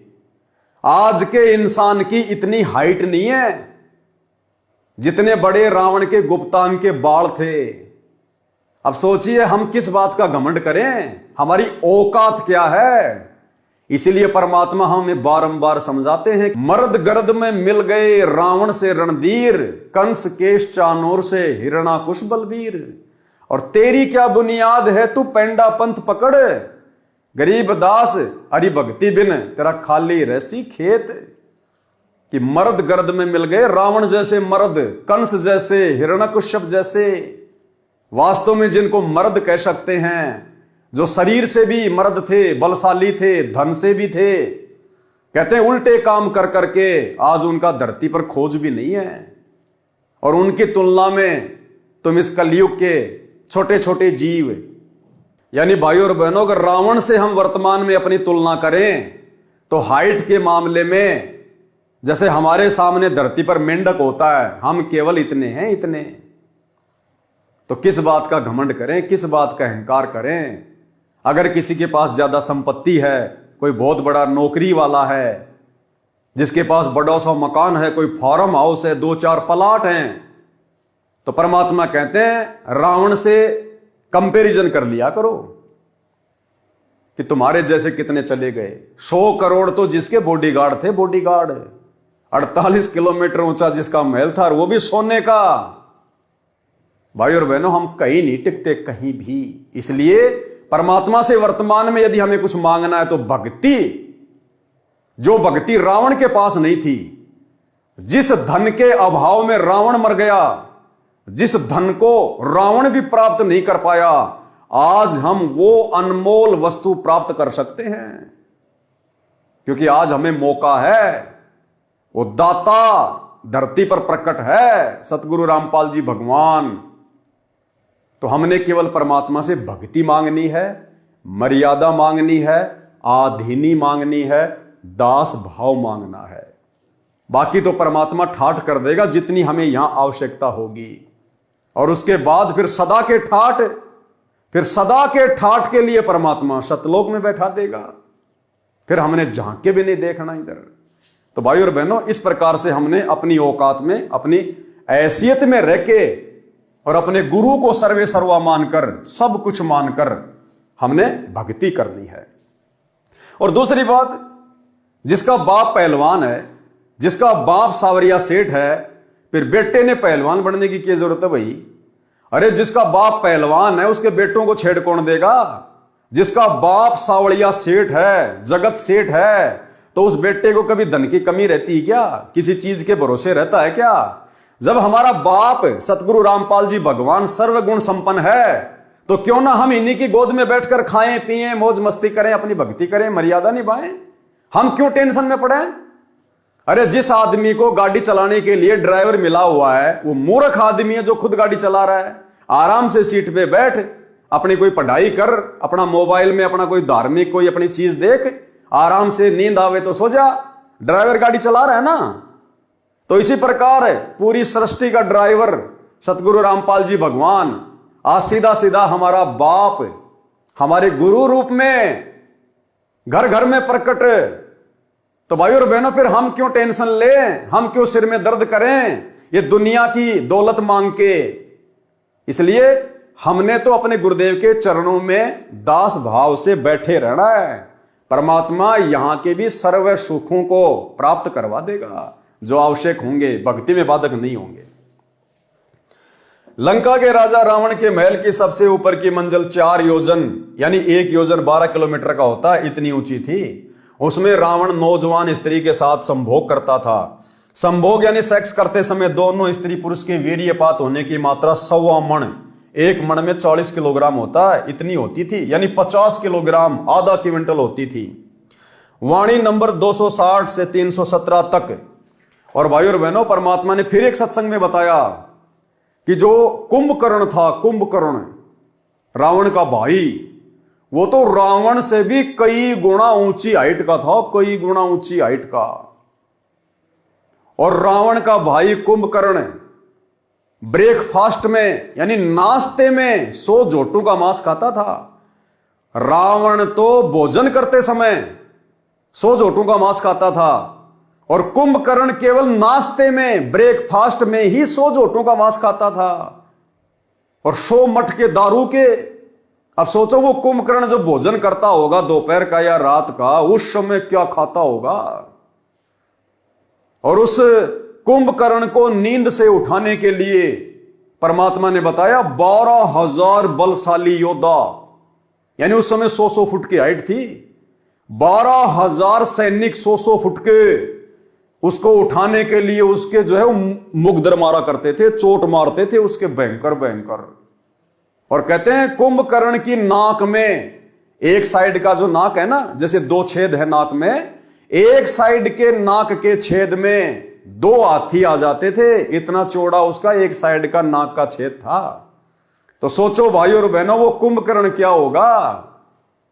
फिर हम लोग किस बात पे घमंड करें, कोई 6 फुट का, कोई 6.5 फुट का, थोड़ा बहुत को डोले सोले बना के जिम जाम जाके शरीर को तोड़ के पता नहीं अपने आप को क्या समझ बैठता है। उस कुंभकर्ण की तुलना में वर्तमान का 10 फुट का आदमी मच्छर के बराबर भी नहीं है, मच्छर के बराबर भी। भाई और बहनों, इससे बड़ा उदाहरण इस भक्ति मार्ग पर अहंकार को नष्ट करने का दूसरा नहीं हो सकता। अगर हम चेतना में हैं तो, अगर हमारे अंदर गुरुदेव के ज्ञान की ज्योत सही प्रकार से जल चुकी है तो इस रोशनी में हम भली भांति अपनी औकात को देख सकते हैं। वाणी नंबर 260 से 317 तक राम तथा रावण के बीच हुए युद्ध का वर्णन है। हनुमान जी जैसे महाबलियों ने क्या क्या उपकार व उपद्रव करके युद्ध जीता। लक्ष्मण की जीवन रक्षा सरजीवन जड़ी औषधि का पौधा होता है, उससे हुई। यह रामायण का अंश है। यह अमृतवाणी संत गरीबदास जी के श्री मुख से बोली गई है, इसलिए इसके पढ़ने से आत्मा का पाप धुलता है, ज्ञान विशेष नहीं है। परमात्मा कहते हैं भले ज्ञान विशेष ना हो, ये बातें तुमने सुन रखी हैं राम की रावण की, लेकिन ये वाणियां महापुरुष के मुख कमल से उच्चारित हैं। गरीबदास जी के रूप में खुद हमारे पूज्य गुरुदेव भगवान थे, इनके मुख कमल से उच्चारित वाणियां हैं। और सोने पे सुहागा वर्तमान में गुरुदेव ने अपने कर कमल से लिख के दे दी हमें पवित्र मुक्ति बोध में, तो हमारे लिए तो सोने पे सुहागा। इनको पढ़ने मात्र से हम कितने पुण्य के भागी बनेंगे, आत्मा से कितना मैल कटेगा। पारक के अंक की वाणी नंबर 318 से 329। गरीब 1,80,000 असली और सकल जी नाती, मैं मंद का कलमा सरूं तबक 14 दाती। गरीब कलम सकल बन राय की, जय कोई लिखवा होए, अलय बैत बानी अलख अंत न पावे कोई। गरीब पोहमी की पट्टी करे, ऊपर लिखे हरफ, सकल समुद्र की मसी करे, लख्या न जाए अलफ। गरीब अली अलय में भेद क्या, एक नूर जहूर, मोहम्मद तो मदती पर हो रहे चकना चूर। गरीब हस्ती घोड़ा मर्द क्या, बली बजर क्यों न होए, अरस कुरस बिच ना बचे, अली तेग ततलोए। गरीब 70 कदम कट्टे कटक, जय अली फिरावे तेग, खड़ी करे आसमान को तो शब्द सुर्ग पर भेग। गरीब अली अलय का शेर है, सीना स्वाप शरीर, कृष्ण अली एक कली, न्यारी कला कबीर। गरीब अलय वृक्ष अली पान है, झरझर पर अनंत, कृष्ण कली दर कली है, अगम कबीरा पंथ। गरीब अली अली लो हो गए, मैं मंद पदम 50, कबीर एक का एक है, दूजा नहीं मिलावे।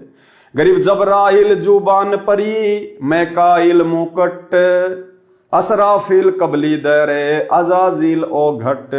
गरीब चारु मुवक्कल रब दे, है घट घट अस्तान, जा परी रब दा तकत है, जहां आप अलय रहमान। गरीब नबी नाक में मंद मुख, मन मक्का महबूब, चिसम इसम दरगा दिल, देखी खूब खुदी खूब।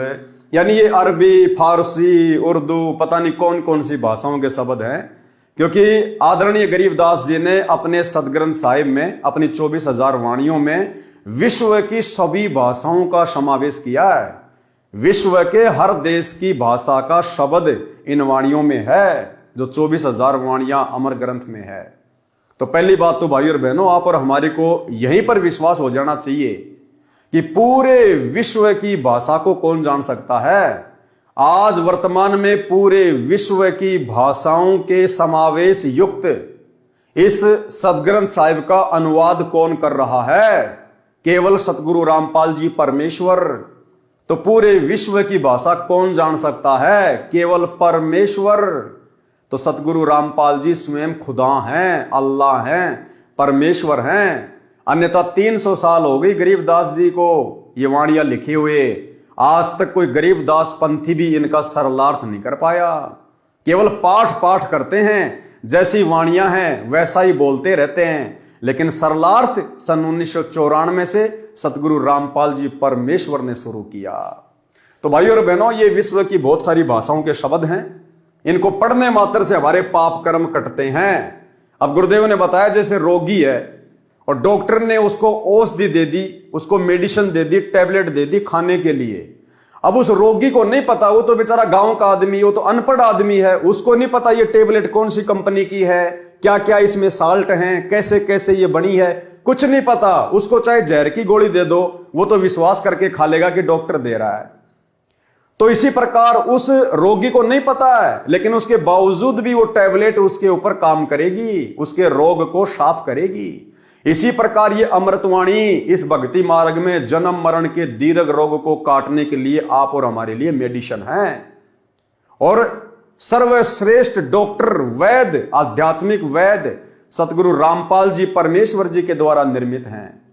तो भाई और बहनों, भले हमें नहीं पता इन वाणियों का, इनकी गहराइयों का, इन संकेतों का, इन शब्दों का, लेकिन ये भक्ति रूपी मेडिसिन खाने मात्र से हमारे पाप कर्म कटेंगे। तो क्या किया परमात्मा ने सरलार्थ? वाणियों में मुसलमान धर्म का आंशिक वर्णन है। अली नाम का मुसलमान पूर्व जन्म की भक्ति के कारण सिद्धि शक्ति युक्त था। यानी भाई और बहनों, गुरुदेव भगवान ने बताया कि हजरत मोहम्मद जी की आजीवन जो रक्षा हुई, वो रक्षा हजरत मोहम्मद जी के पुण्यों के कारण, जिस समय हजरत मोहम्मद जी परमात्मा की शरण में आए, उनको प्रथम मंत्र दिया गया। उसके बाद एक अली नाम का मुसलमान, एक प्रकार से गण, कबीर परमेश्वर सतगुरु रामपाल जी भगवान ने हजरत मोहम्मद की रक्षा के लिए छोड़ा हुआ था। तो हर मुसीबत में हजरत मोहम्मद की रक्षा वो अली किया करता था। और वो कितना सिद्धि युक्त था, कितना शक्तिशाली था, परमेश्वर क्या बता रहे हैं। और फिर उस अली नाम के मुसलमान की तुलना में कबीर परमेश्वर कितने समर्थ हैं, कितने शक्तिशाली हैं, उसका भी जिक्र किया है। वाणियों में मुसलमान धर्म का आंशिक वर्णन है। अली नाम का मुसलमान पूर्व जन्म की भक्ति के कारण सिद्धि शक्ति युक्त था। उसने हजरत मोहम्मद जी की विशेष सहायता की थी। अली की शक्ति का वर्णन किया है कि अली परमात्मा का शेर यानी सिंह था। जब वह तेग यानी तलवार से वार करता था तो 70 कदम कटे कटक यानी 70 कदम तक दुश्मन की सेना कट जाती थी। तलवार को आसमान की ओर खड़ा करता था तो 7 आसमान तक जाती थी। यानी सूक्ष्म रूप में परमात्मा इस प्रकार से अपने बच्चों की इस काल के कहर से रक्षा करता है। अली भी श्री कृष्ण की श्रेणी का शक्तिशाली देवता था। ऐसे ऐसे अली तो असंख्यों जा चुके हैं। श्री कृष्ण 3 करोड़ हो चुके हैं। कबीर परमेश्वर इन सबसे भिन्न है, वे समर्थ हैं। सत्य भक्ति सत्य पुरुष कबीर की किए बिना यह संसार में बनी महिमा व्यर्थ है। जैसे सतगुरु रामपाल जी परमेश्वर जी ने आज आप और हमें जो शत भक्ति दी है, जो शत भक्ति ना तो उस अली नाम के मुसलमान को प्राप्त थी, ना द्वापर में श्री कृष्ण जी को प्राप्त थी, ना त्रेता में श्री रामचंद्र जी को प्राप्त थी। भले उनकी कितनी भी महिमा बनी लाखों हजारों वर्षों तक, लेकिन वो महिमा व्यर्थ की, फोकट की। यहां तो हम उनकी महिमा गा रहे हैं और वो ना जाने 84 लाख योनियों में कहां धक्के खा रहे हैं। तो परमेश्वर की शत भक्ति बिना महिमा भी व्यर्थ है। और इस परमेश्वर की शरण में आने के बाद जो महिमा बनती है वो महिमा परमात्मा कहते हैं, जब तक सूरज चांद रहेगा शत भक्तों का नाम रहेगा।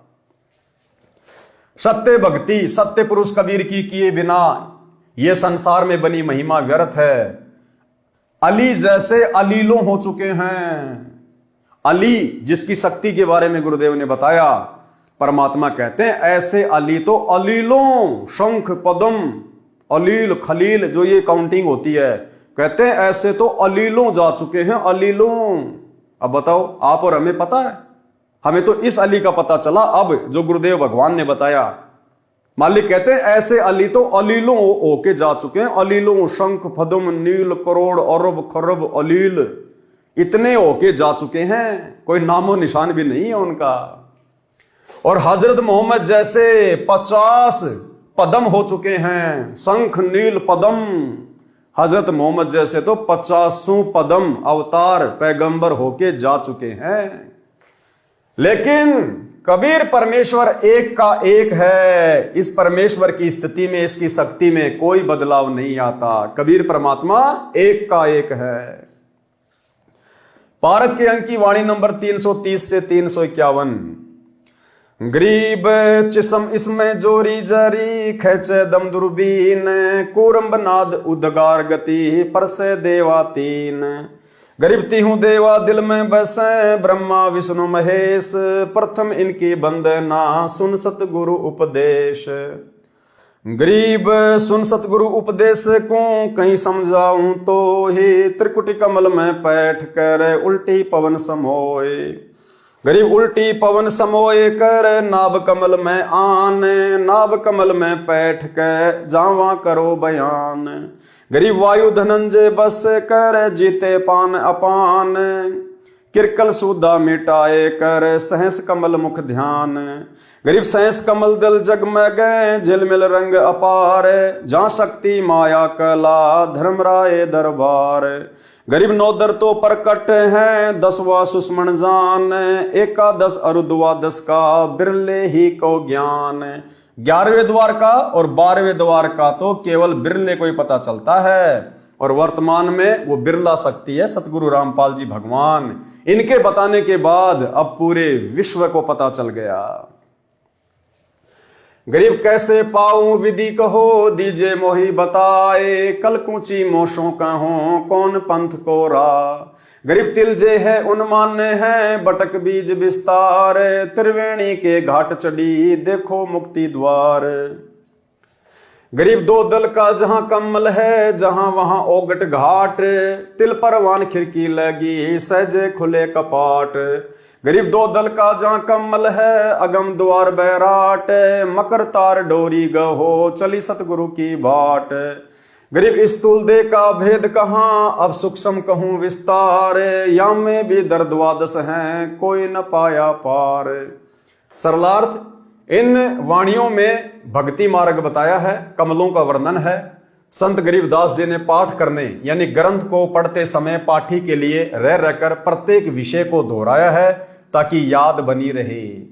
अर्थात श्री ब्रह्मा, श्री विष्णु तथा श्री शंकर जी प्रत्येक मानव स्त्री पुरुष के शरीर के बने कमल दलों में निवास करते हैं। इसलिए प्रथम नाम में इनकी साधना करने को दी जाती है, जो इनकी स्तुति यानी वंदना है, यानी इनकी पूजा नहीं है, केवल स्तुति है। फिर आगे का भक्ति मार्ग सतगुरु जी बताते हैं, वह भी सुनो। तीनों देवा दिल में बसे, ब्रह्मा विष्णु महेश, प्रथम इनकी बंदगी फिर सुन सतगुरु उपदेश। यानी सबसे पहले हमें ब्रह्मा विष्णु महेश के ही नाम दिए जाते हैं। भाई और बहनों, ये तो जगत को समझाने की दृष्टि से, जबकि सर्वप्रथम तो इस प्रथम मंत्र में हम अपने पूज्य गुरुदेव भगवान की पूजा करते हैं, इनकी बंदगी करते हैं। प्रथम मंत्र में सबसे पहले और सबसे लास्ट में पूज्य गुरुदेव जी की पूजा का मंत्र है। यही असल में सार शब्द की पूजा है।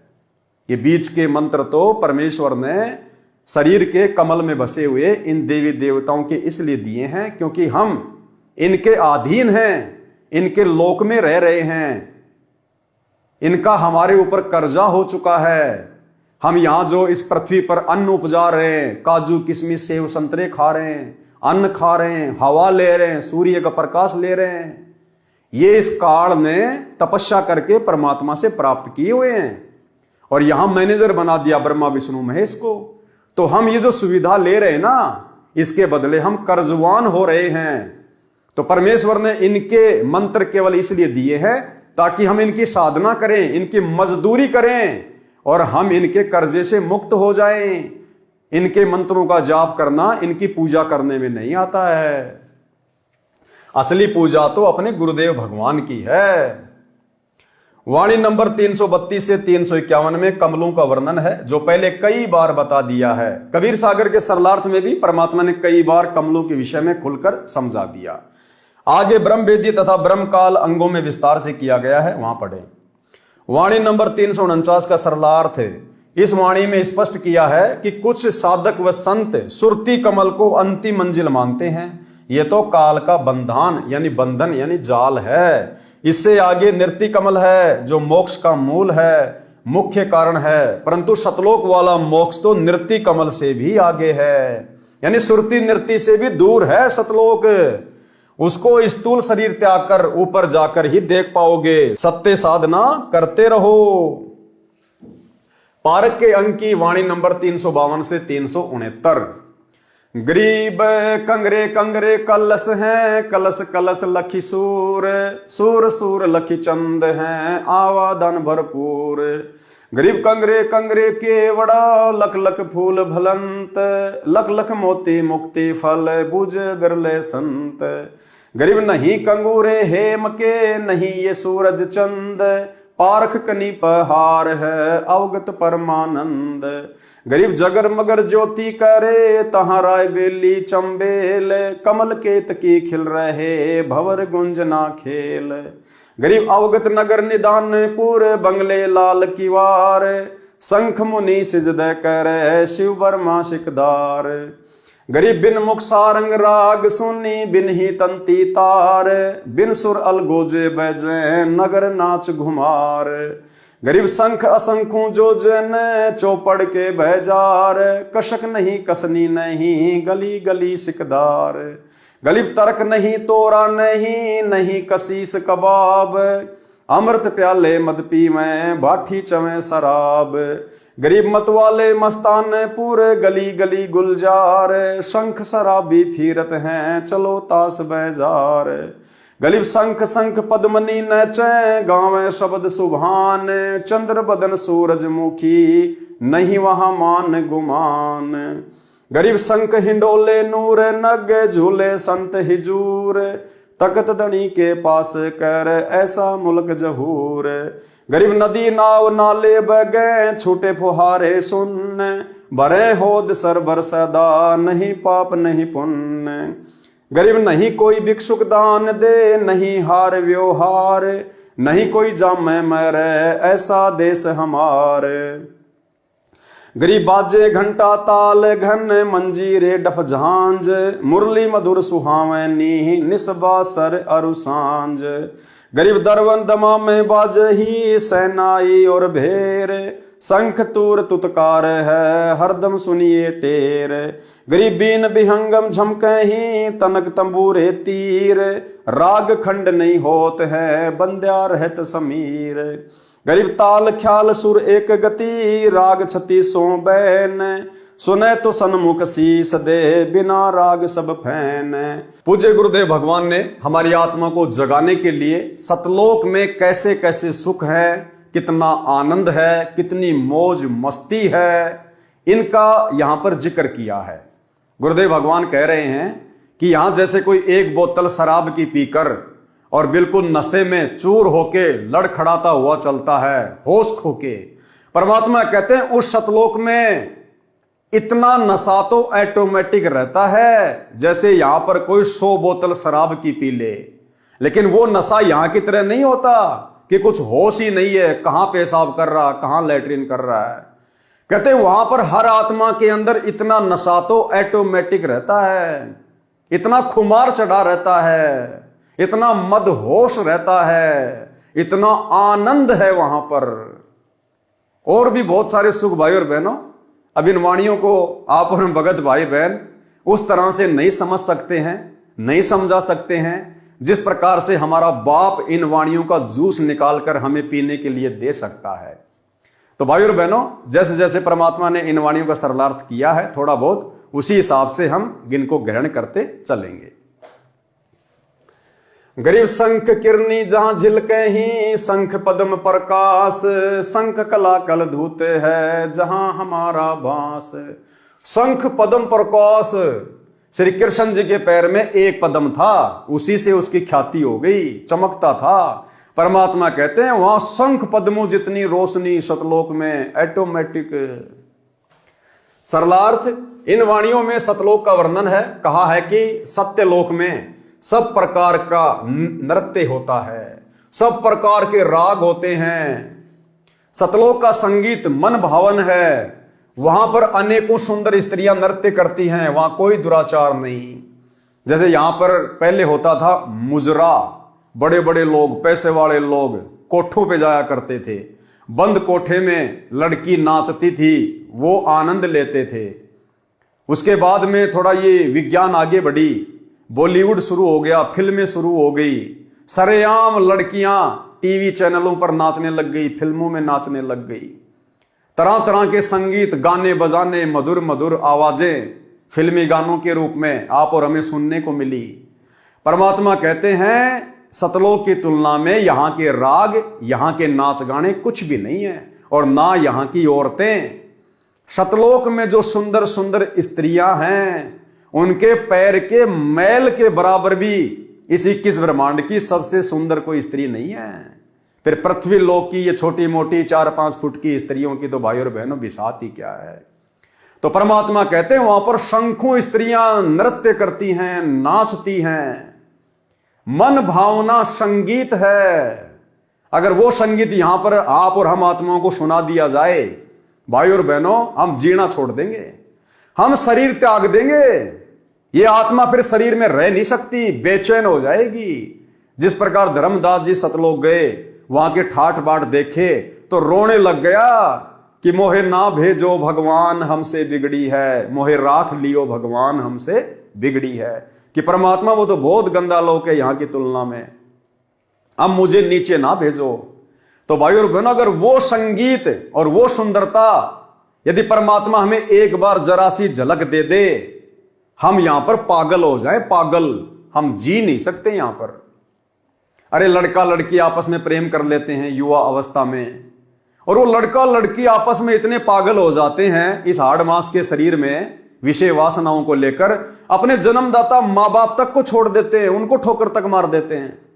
तो सोचिए भाई और बहनों, वो वास्तविक नूरी शरीर, नूरी रूप, नूरी सुंदरता अगर परमेश्वर हमें एक झलक दिखा दे, हम यहां पर जीवित ही मर जाएंगे, जीवित ही। लेकिन परमेश्वर इस ज्ञान से हमारे को वहां की सुंदरता से परिचित करवाएंगे, इस ज्ञान से हमारे को वहां के सुखों का और यहां के दुखों का परमेश्वर अनुभव करवाएंगे। तभी हम वहां स्थायी रूप से टिक पाएंगे। अन्यथा यदि परमेश्वर हमें कच्चेपन में सतलोक लेकर गए, हालांकि परमात्मा तो नहीं लेके जाएंगे, उनको तो पता है, लेकिन एक उदाहरण पेश किया परमात्मा ने हजरत मोहम्मद जी का। हजरत मोहम्मद जी को परमात्मा सतलोक लेकर गए थे, लेकिन वो सतलोक में नहीं रहे, उनका मन वहां नहीं लगा, क्योंकि उनको ज्ञान नहीं हुआ। और यहां उनके बहुत सारे भगत बन चुके थे, उनके चेले बन चुके थे, उनकी महिमा हो चुकी थी, तो उन्हें यहीं की महिमा अच्छी लगी। तो इसी प्रकार भाई और बहनों, यदि बिना ये तत्व ज्ञान हमारे हृदय में जमाए गुरुदेव हमें सतलोक ले भी गए, तो भाई और बहनों, यहां से जब तक हमारी आस्था पूरी तरह से नहीं हटेगी, सतलोक में हमारी आस्था नहीं लग सकती। तो परमेश्वर कह रहे कि वहां के जो सुख हैं, वहां के सुखों का यहां पर वर्णन भी बड़ी मुश्किल से किया जाता, बड़ी मुश्किल से। वो अकय लोक है, वहां के सुखों के विषय में कहा नहीं जा सकता। लेकिन फिर भी ये समर्थ परमात्मा आप और हमें जैसे तैसे करके समझा रहे हैं, हमारी आस्था इस गंदे लोक के झूठे सुखों से हटाने के लिए। तो क्या कह रहे हैं परमात्मा कि वहां पर कोई दुराचार नहीं है। जब वहां पर औरतें डांस करती हैं, नाचती हैं, तो हमारे मन में कोई पाप नहीं आता, विषय वासना नहीं जागती, दुराचार नहीं आता। जैसे कोई बहुत सुंदर स्त्री है और वो भले ही नंगी होके डांस करने लग जाए अपने घर पर एक कमरे में, और वहीं उसका 6 महीने का या 1 साल का उसका बेटा या बेटी भी है, उस बेटा बेटी के मन में किसी प्रकार का कोई विकार उस सुंदर स्त्री को नाचती हुई को देखकर नहीं आएगा।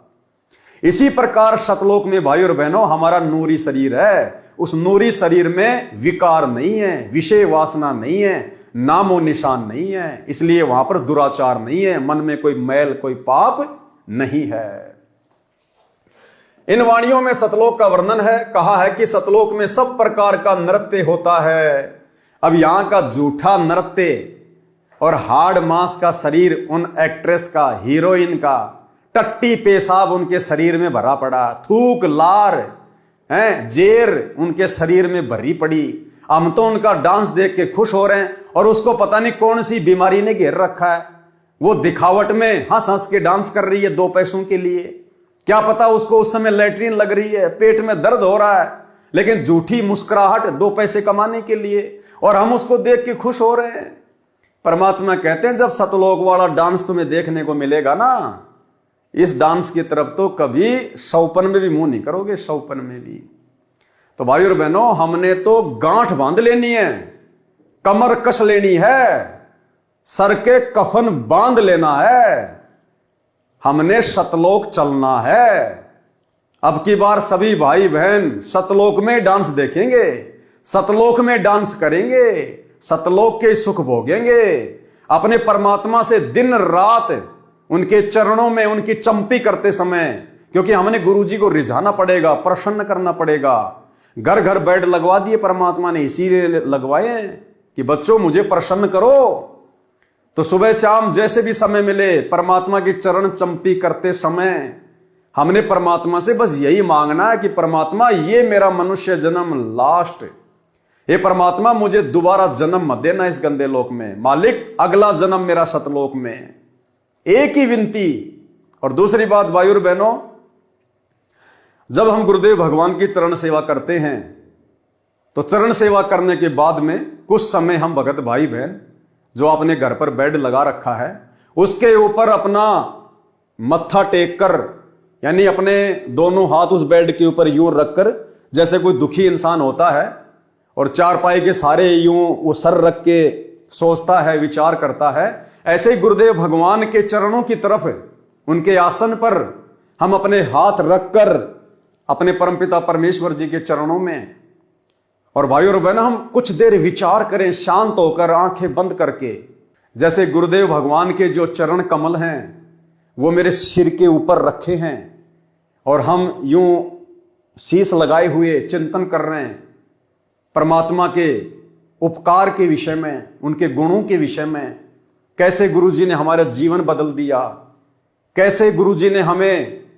इन गंदे विकारों से दूर कर दिया, कैसे परमात्मा ने हमें जानवर से इंसान बना दिया, देवता बना दिया, और हम अपने उन कुकर्मों को याद कर करके, उन विषय विकारों को याद कर करके हम परमेश्वर के चरणों में शीश रखकर कुछ देर आंसू बहाएं।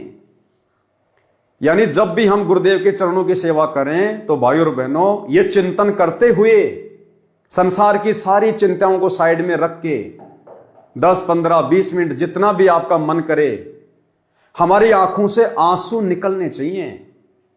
ज्यादा भी नहीं तो 1 टपका तो हमारी आंख से आंसू आना ही चाहिए, उन बुरे दिनों को याद करके और सतलोक के सुखों को याद करके, और मन में ये डर कि परमात्मा जो आपने महिमा अपने लोक की बताई है और यहां के जो दुख हमें दिखा दिए, बता दिए, परमात्मा यदि हमें अब की बार मोक्ष नहीं मिला, अगर किसी भी कारण से ये कुत्ता, ये कुतिया अगर रह गई, तो परमात्मा मैं तो उन सुखों से वंचित रह जाऊंगा।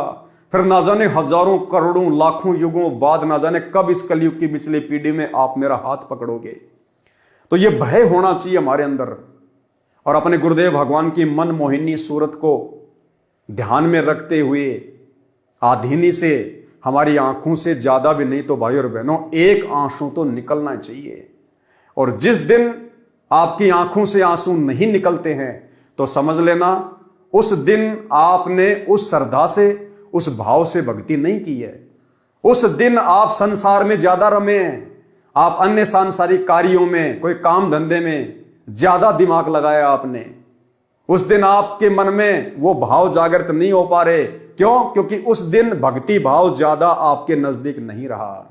अन्यथा जब भी हम गुरुदेव के चरणों की सेवा करें और कुछ देर उनके चरणों में अपना माथा रखकर चिंतन करें, ऑटोमेटिक भाई और बहनों आंसू आने चाहिए, और आएंगे यदि हम शांत स्वभाव में बैठ के इस परमेश्वर के द्वारा किए गए उपकारों को याद करेंगे कि परमात्मा आपने हमें नव जीवन दिया। नव जीवन मालिक, मेरी श्वासें शेष नहीं थी। उन घटनाओं को याद करो जब कभी आपका एक्सीडेंट हुआ होगा, कभी आप रोगी हुए होंगे, कभी आपके ऊपर कोई हार्ट अटैक आया होगा, ऐसी किसी बीमारी ने आपको घेरा होगा, भले नाम दीक्षा से पहले, संकल्प से पहले, उस समय भी यही परमात्मा हमें बचाने वाला था।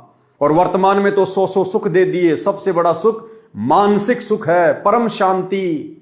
हमें दुनिया की आग से दूर कर दिया, विषय वासनाओं से दूर कर दिया, हमें मोक्ष का मार्ग दे दिया। तो इतना सब कुछ जो गुरुदेव ने हमारे ऊपर उपकार किया है, यदि हम इसको याद करेंगे 5 मिनट भी, तो भाई और बहनों ऑटोमेटिक आत्मा रोएगी, आंखों से आंसू आएंगे। और जिस दिन आंसू नहीं आ रहे हैं तो समझ लेना उस दिन आपकी भक्ति उस हिसाब से नहीं हुई है जितनी होनी चाहिए थी। इन वाणियों में सतलोक का वर्णन है। कहा है कि सतलोक में सब प्रकार का नृत्य होता है, सब प्रकार के राग होते हैं। सतलोक का संगीत मन भावन है, वहां पर अनेकों सुंदर स्त्रियां नृत्य करती हैं, वहां कोई दुराचार नहीं है। सतलोक में कोई निर्धन नहीं है, न कोई भीख मांगने वाला है, न कोई दान देने वाला, वहां न कोई संसार की तरह व्यवहार करने वाला है। वहां पर परमात्मा के भंडारे से सबको खाने को मिलता है, वहां कोई जन्मता मरता नहीं। हमारा सतलोक ऐसा स्वच्छ देश है। वाणी नंबर 370 से 375 में बताया है कि जैसे श्री रामचंद्र जी अपनी भक्ति की शक्ति से अयोध्या नगरी के सब व्यक्तियों को स्वर्ग ले गए, जो संख्या में 10 लाख थे। राजा जनक जी नरक में पड़े 12 करोड़ जीवों को स्वर्ग ले गए। इनमें स्पष्ट किया है कि काल के लोक में दुख सुख कहर मेहर सब कर्मों के अनुसार चलता है। जन्म मृत्यु भी सदा रहती है, स्वर्ग नरक का चक्कर भी सदा रहता है। परंतु कबीर परमेश्वर की भक्ति से जन्म मरण सदा के लिए समाप्त हो जाता है। राजा जनक वाला जीव स्वर्ग समय भोगकर पुण्य समाप्त करके श्री नानक रूप में जन्मा। परमात्मा कबीर जी ने उसका जन्म मरण समाप्त किया। श्री दादू दास जी का जन्म मरण सदा के लिए समाप्त किया। श्री राम जी अयोध्या को स्वर्ग ले गए, स्वयं श्री कृष्ण जी रूप पुनर्जन्म में आए।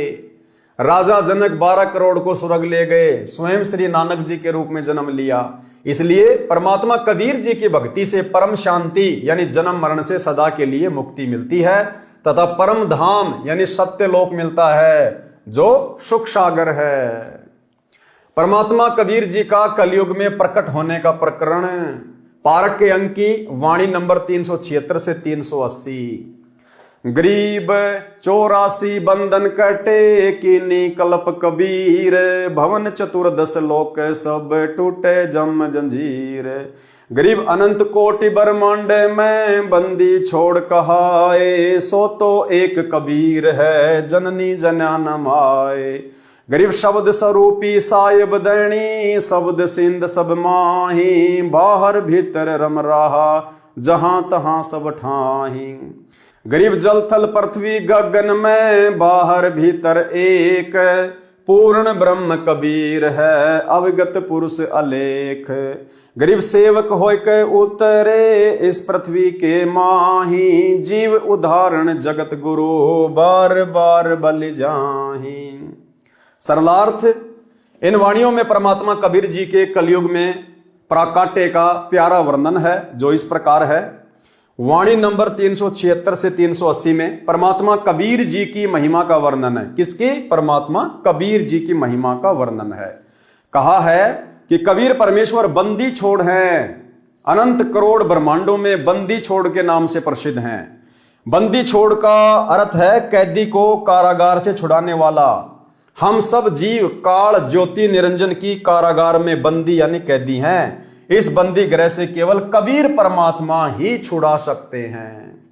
और एक सत्संग में गुरुदेव भगवान ने बिल्कुल क्लियर कर दिया। गुरुदेव ने कहा कि अमर करूं शतलोक पठाऊं, ताते बंदी छोड़ कहाऊं। और फिर गुरुदेव ने कहा कि जो सच्चा गुरु होगा, जो सच्चा गुरु होगा वो बंदी छोड़ ही होगा। और बंदी छोड़ कौन है भाई और बहनों? कबीर परमात्मा। और दूसरा सृष्टि में कोई बंदी छोड़ नहीं है। और गुरुदेव क्या कह रहे हैं? जो सच्चा गुरु होगा वो बंदी छोड़ ही होगा। तो वर्तमान में सच्चे गुरु कौन? सतगुरु रामपाल जी। तो कौन हुए सतगुरु रामपाल जी? बंदी छोड़। और बंदी छोड़ कौन? कबीर भगवान। तो कौन हुए सतगुरु रामपाल जी? स्वयं कबीर भगवान। सुनिए छोटा सा सत्संग।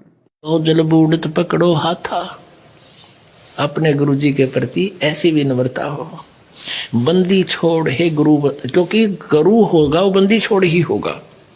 बाकी नकली गुरु है, वह गुरु भी नकली गुरु है और वो बंदी छोड़ हो ही नहीं सकते। तो जो सही गुरु होगा वो बंदी छोड़ होगा। अमर करूं सतलोक पठाऊं, ताते बंदी छोड़ कहाऊं। अमर करूं और काल की बंद से छुड़वा कर सतलोक ले जाऊं, इसलिए मैं बंदी। तो भाई और बहनों, आप और हमारे विश्वास को दृढ़ करने के लिए सतगुरु महिमा गुरुदेव भगवान ने साध संगति से जुड़े हुए भाई बहनों को निमित्त बनाकर संगत में शुरू करवाई।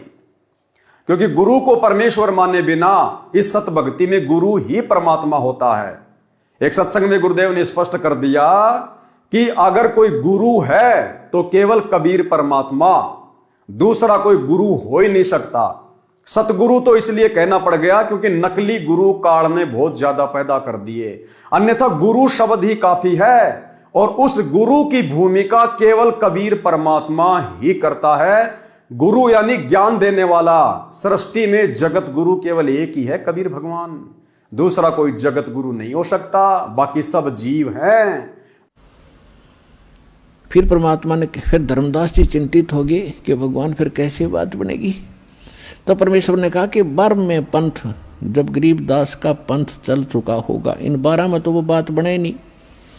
12 में पंथ में हम ही चल आवें और सभी पंथों को मिटाकर एक पंथ चलावें।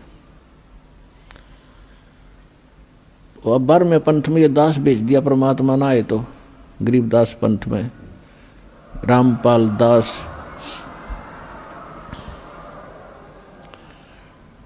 तो कबीर साहब ने कहा है कि पुरुष और गुरु सतगुरु में जो मेरा सच्चा गुरु होगा उसमें कोई भेद ना जानना, समकर जाने। मम संत मुझे जान मेरा ही स्वरूपम। परमात्मा ने कहा है मम संत, मेरे संत को मुझे ही जान, मेरा ही स्वरूपम। तो गुरु और सतगुरु, गुरु परमात्मा, सतगुरु परमात्मा स्वयं होते हैं, सतगुरु कहो चाहे गुरु कहो। और फिर पृथ्वी पर वही सतगुरु होता है जो उसका कृपा पात्र, और या वो स्वयं ही आते हैं। तो अब कहने का भाव यह है कि इस 21 ब्रह्मांड में इस दास के अतिरिक्त इस पृथ्वी पर छोड़ कहीं गुरु नहीं है इस मार्ग के जानने वाला वर्तमान में।